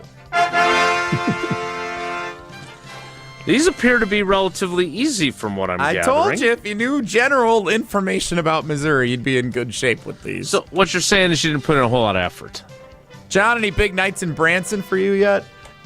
I am not a Branson guy, thanks. St. Charles, though, is the first capital of the city of Missouri. And Bentonville's in Arkansas. That's cool. Yep. Isn't that where, like, Walmart started? Yeah, Walmart. Yeah. Okay, I thought so. All right, Brian. Question 3 is this. Which of these is true of Columbia, Missouri, the home of the University of Missouri? Is it A, Columbia is located farther north than St. Louis? Is it B, Columbia is located farther south than Kansas City? Or is it C, both statement A and statement B are true? I'll go A. Columbia is located farther north than St. Louis is true. Yep. Unfortunately, so is the statement that Columbia is located farther south than Kansas City. Sneaky Jesse Nelson. I did not know that before looking at a map this morning. Not by much. It's pretty straight shot. Me, Jesse. It's marginal on both fronts, but it is true of both. Well, Brian, our perfect week comes to an end on the 9th question of the week, so a good run. We appreciate you playing. You got 3 of the possible 4 entries into Friday's drawing. Good to hear from you again. Glad you got the phone situation resolved. The last time I won was when I won pickles, and they were wonderful, but that should show you how long it was. It's been a while. It's been a minute since you won Wilde and Tausch trivia. Well, good luck. Great Thanks to hear for playing. from you. We Enjoy appreciate this the loyalty to the day. show. All right, you too. That is Wilde and Tausch trivia presented by Iron Jock and Cousin Subs.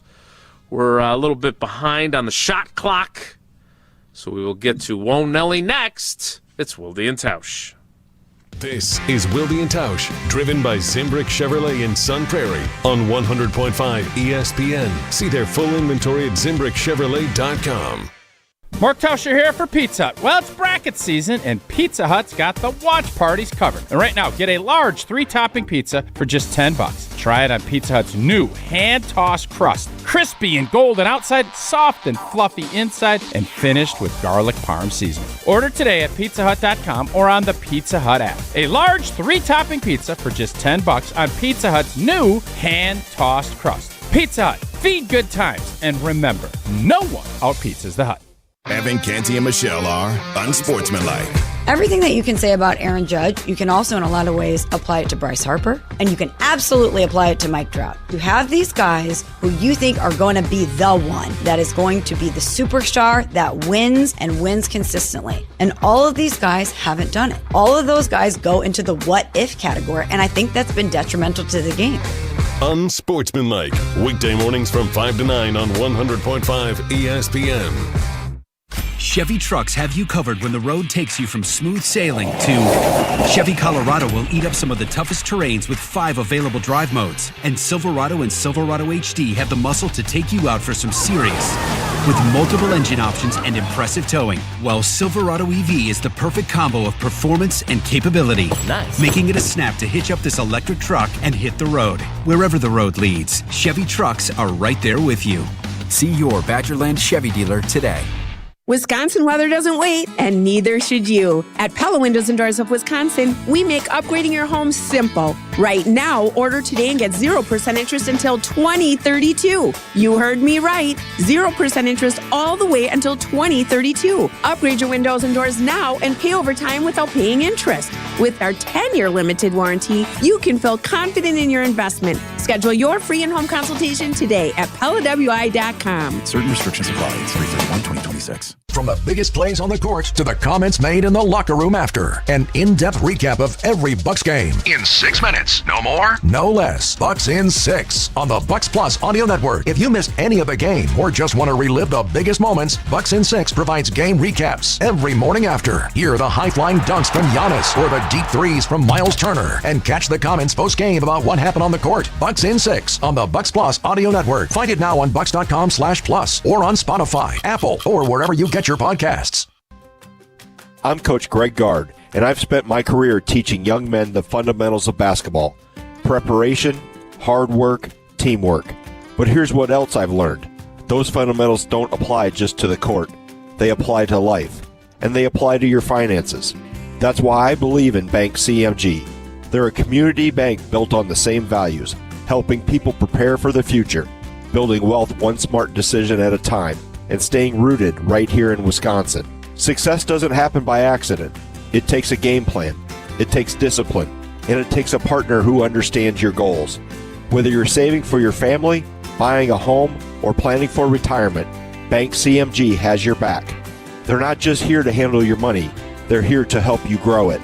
Visit bankcmg.com or stop by your local branch. Let's get to work.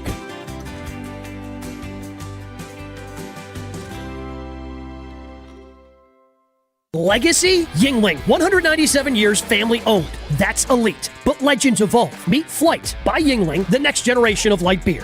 Just 2.6 carbs, 95 calories, and it actually tastes like beer. Crisp, clean, goes the distance. No regret in a can here. Your beer should keep up with you. Flight's putting up MVP numbers in the light beer game. The other guys on the bench.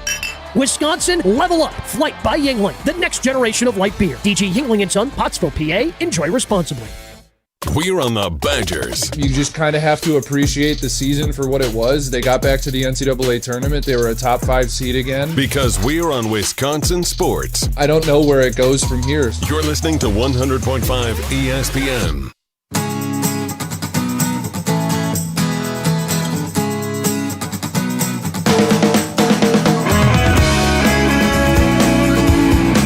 Without further ado, it's time for Nelly. If the topic is good, the guys discuss. Just the other morning I had breakfast at Tracy Rocker's house. His mama brought out 15 flapjacks. He said, Mama, take back 5 of them flapjacks. I gotta stay hungry for the Crimson Tide. But if it's not, the show must go on. It's time for Whoa, Nelly! On Wilde and Tausch. Well, since we have the Professor John Anderson in as our cousin sub of the day, there's nothing I'd like to do more than critique Jason's work. So, it's a really good setup, by the way. Here, I just made a few. I only have a few notes that I made. Wow! For those who have not seen, I don't know. Maybe it's this one. Oh my gosh! For those who have not seen it yet, here is the aforementioned earlier in the show, Jason's report on. Seemed like a good idea when I suggested it. Now suddenly I don't really like it that much. Courtesy of channel3000.com, Jason's minute-long feature on the memorial ceremony for the late, great Bob Harlan. Before Packers general manager Ron Wolf went into the Pro Football Hall of Fame in 2015, the team honored him by placing his name over my left shoulder near that American flag. Once he went into the hall, they had to move his name to where all the other Packers Hall of Famers are here at Lambeau Field. So it's oddly appropriate that now the Packers will be putting Bob Harlan's name in that location where Ron's once was, because it was Ron Wolf's hiring that changed everything for the Packers. For Bob Harlan to take a chance on me and to give me this opportunity, again, as I said, it's a once-in-a-lifetime place, and it was a once-in-a-lifetime opportunity. I'll never forget. Wolf was one of several Packers legends who were here today at Lambeau Field to celebrate the life of Bob Harlan, who passed away on March 5th at age 89. Super Bowl winning head coach Mike McCarthy was here, and he spoke along with both of the Packers presidents that followed Bob Harlan, Mark Murphy, now retired, and new team president, Ed Policy. Wow. Winner. Nice. I should have sent you the raw video, though, of the lights going out. Like you know how like a TV screen, like in the old school TVs, when it would die, the picture would just crackle and then explode and disappear. That's what happened on the scoreboard to the Bob Harlan pronouncement. And all the lights, boom, out they went, which was a highlight. Over my left shoulder was a nice touch at the start, I thought, to set the scene. That was good. I was trying to give the right location. I walked around that entire stadium trying to get that framed up, by the way, which also cost me the time of the lighting being up. So, Professor John Anderson, your critique of Jason Wilde's work for the class. So, you're by yourself, right? Yeah, my framing. Right? It would be nice to have somebody to frame you up, because we got a little too much headspace. It's nice we got Bob in there, but we got a little too much headspace, video-wise. I saw the lead-in that you gave me. Did you have to? You said you did this for more than one place. Yeah, I had to move then because I couldn't. No, I just mean because I would have liked to have said hey, thanks Bob and June, or thanks Freddie. But if you had to send it to more than one station or one outlet, I can see that. Well, and there is an outro there, where I say who I am. But Jesse chopped that in the interest of time. That's fine. So here's the thing. You look great. We're fine. It's outdoors. You can wear that. I don't need a tie. It's cold. I get that. You're bundled up. We got a couple of flyaways, but that's fine. We got those fixed in the outro. You look great. You look that. Here's the two critiques I would have as a journalism professor. Yeah, we got a couple of flyaways, but go look at the end. It's fine. In the end, he combed it up, and we look good again. Looks like a writer schlup. Right. Very schlumpy, yes. So it's a little confusing. You say if you can see over the left shoulder, and you point to this big blackness. There's nothing there. Yeah. Right? The lighting would have been helpful. It was much better for the 5 o'clock hit, by the way. Perfect, right? And this one, I think he just pointed over his wrong shoulder because Bob Harlan's name is over. It was the wrong shoulder after further review. No, no. So if you look in that corner, it's my left shoulder. That is where it's on the facade, a little bit lower than where the Hall of Famers are. But continue. But Bob's name is over there. Well, yeah, but that's on the scoreboard just for today. It's very confusing. You're pointing to nothing. So you're pointing to nothing. You're pointing at row C. And then you tell me on top of the nothing you can't see, there's another place of nothing that I can't see. We're removing his name. And just as somebody who's watching, now literally instead of listening to you, I'm literally distracted trying to think what that looks like. Where is that? Right, so I should be thinking. I'm trying to picture where that is, and now I'm not listening to you, and that's bad. I want to listen to you. Oh yeah, there it is. I can see it right now. So that part's troubling. Is that you're pointing and talking about something I can't see, and we're not very smart people. It's like when we put too many numbers in a lead-in, people can't follow. That's why we have all the fancy graphics, because otherwise, unless you say Wilt Chamberlain 100.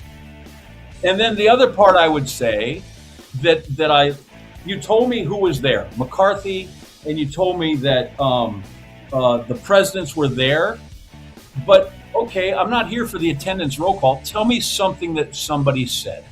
That all three of those guys talked about what a great guy he was. Or all of them said how important he was instead of just listing them. Or I liked what you said much earlier in our conversations today, where you could have literally said, hey, all the biggies were here. McCarthy was here. Murphy was here. I don't care that they're past presidents or current. We know who they are. Policy. But the people who really were here that loved him were the baddies, the mailroom lady, and all those other things. Like, I think that would have, one of those 2 points I would have driven home. Not just that these guys were here.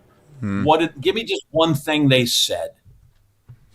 It's a good critique. He would have loved that all these people that you don't know came because they loved and respected the guy so much. Which ended up being my story in written form, and that was exactly my lead. But yes, I so we have some time constraints. Like, I get it. We have time constraints and we have video constraints because the lights go out, or you're one man, you're trying to frame it yourself. Like, I get all those kind of things that happen. It sucks. By the way, I love that Wolf said he felt fortunate that he took a chance on him, because your track record was like, yeah, we're taking a flyer on this guy. Oh my gosh, I hope this works. That Raider thing could have been a fluke for a decade and a half. I can't believe he said that. Oh, I'm just really happy he took a chance on me. That has been Journalism 101 with the professor, that was John wonderful. Anderson. We will. This was more a 301 level class. We will wrap things up next. It's Wilde and Tausch. On the air, on demand, on social, on Wisconsin Sports. Serving Wisconsin sports fans. This is 100.5 ESPN. Mark Tauscher here to tell you a little bit more about Everlight Solar. We all know that electricity costs are on the rise. That's why you need to talk to my friends over at Everlight Solar. Their local team here in Madison is here to keep it simple. From your no-cost consultation to solar panel installation, the team at Everlight Solar will be with you every step of the way. Not only will they help you save money, but by switching to solar, you're also helping save the planet. Everlight Solar, a proud partner of Wisconsin Athletics. Check them out at everlightsolar.com. Pella Windows and Doors of Wisconsin present your Badger Minute. Here's Pablo Iglesias. This Badger Minute is brought to you by Bruner Realty, providing excellent real estate and property management services in the Madison area for over 30 years. Contact their team at BrunerRealtyInc.com to get housed today. ESPN Radio's Evan Cohen offering a fresh lens on Badger basketball. The UW alum on Wilde and Tausch tying the program's ceiling to a familiar standard. I don't think it's fair for us to sit here and say we should win the national championship every year because Kaminsky and Decker all were inches away.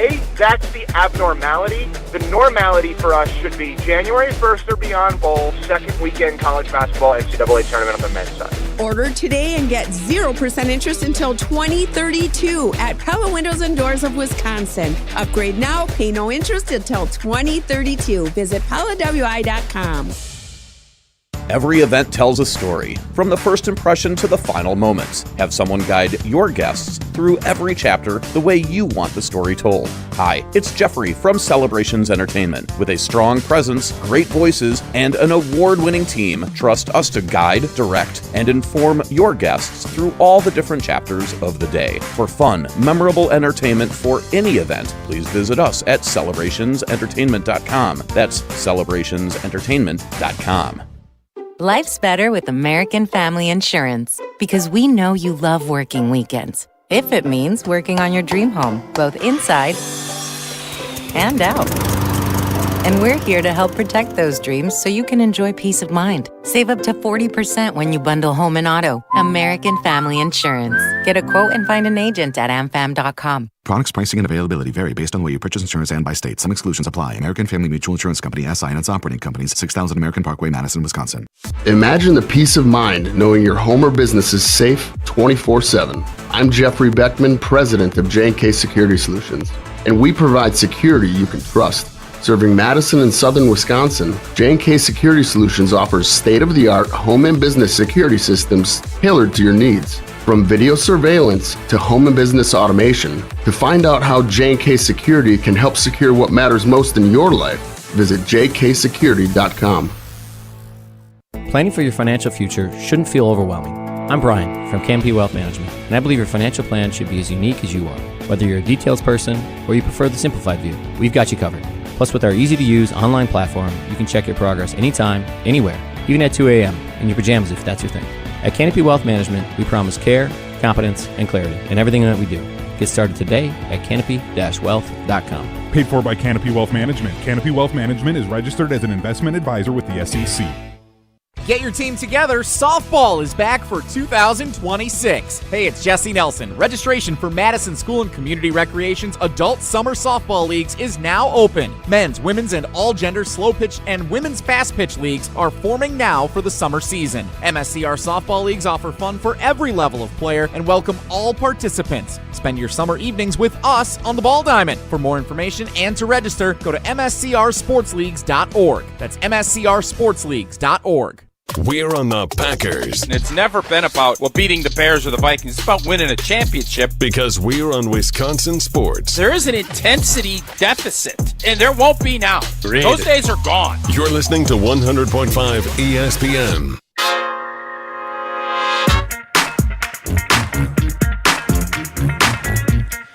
We're already late for Rich Eisen, so the final word goes to our cousin sub of the day, John Anderson. John, any parting wisdom besides too much headroom on that video?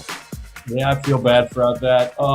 Just That's amid true. some of the things that are happening that we're grading, can we just give another A and a statue to Magical Johnson and the women's hockey team, which I believe now has more national championships than the boxing team. So I think they are now first in the school annals for most national championships. So my boy Butchie was on the call. I love the Badger hockey programs, and so great for them. That's my acknowledgement. And let's watch the Brewers tomorrow, opening day, another division title over the Cubs. We'll just have to suck it. Get back to your spring break. Thank you for donating your 3 hours to spend with me and Jesse. That's it for us today. Rich Eisen is next. Have a great day. Take care. Be good. Miss any of today's episode of Wilde and Tausch, presented by Pella Windows and Doors of Wisconsin? Commercial free.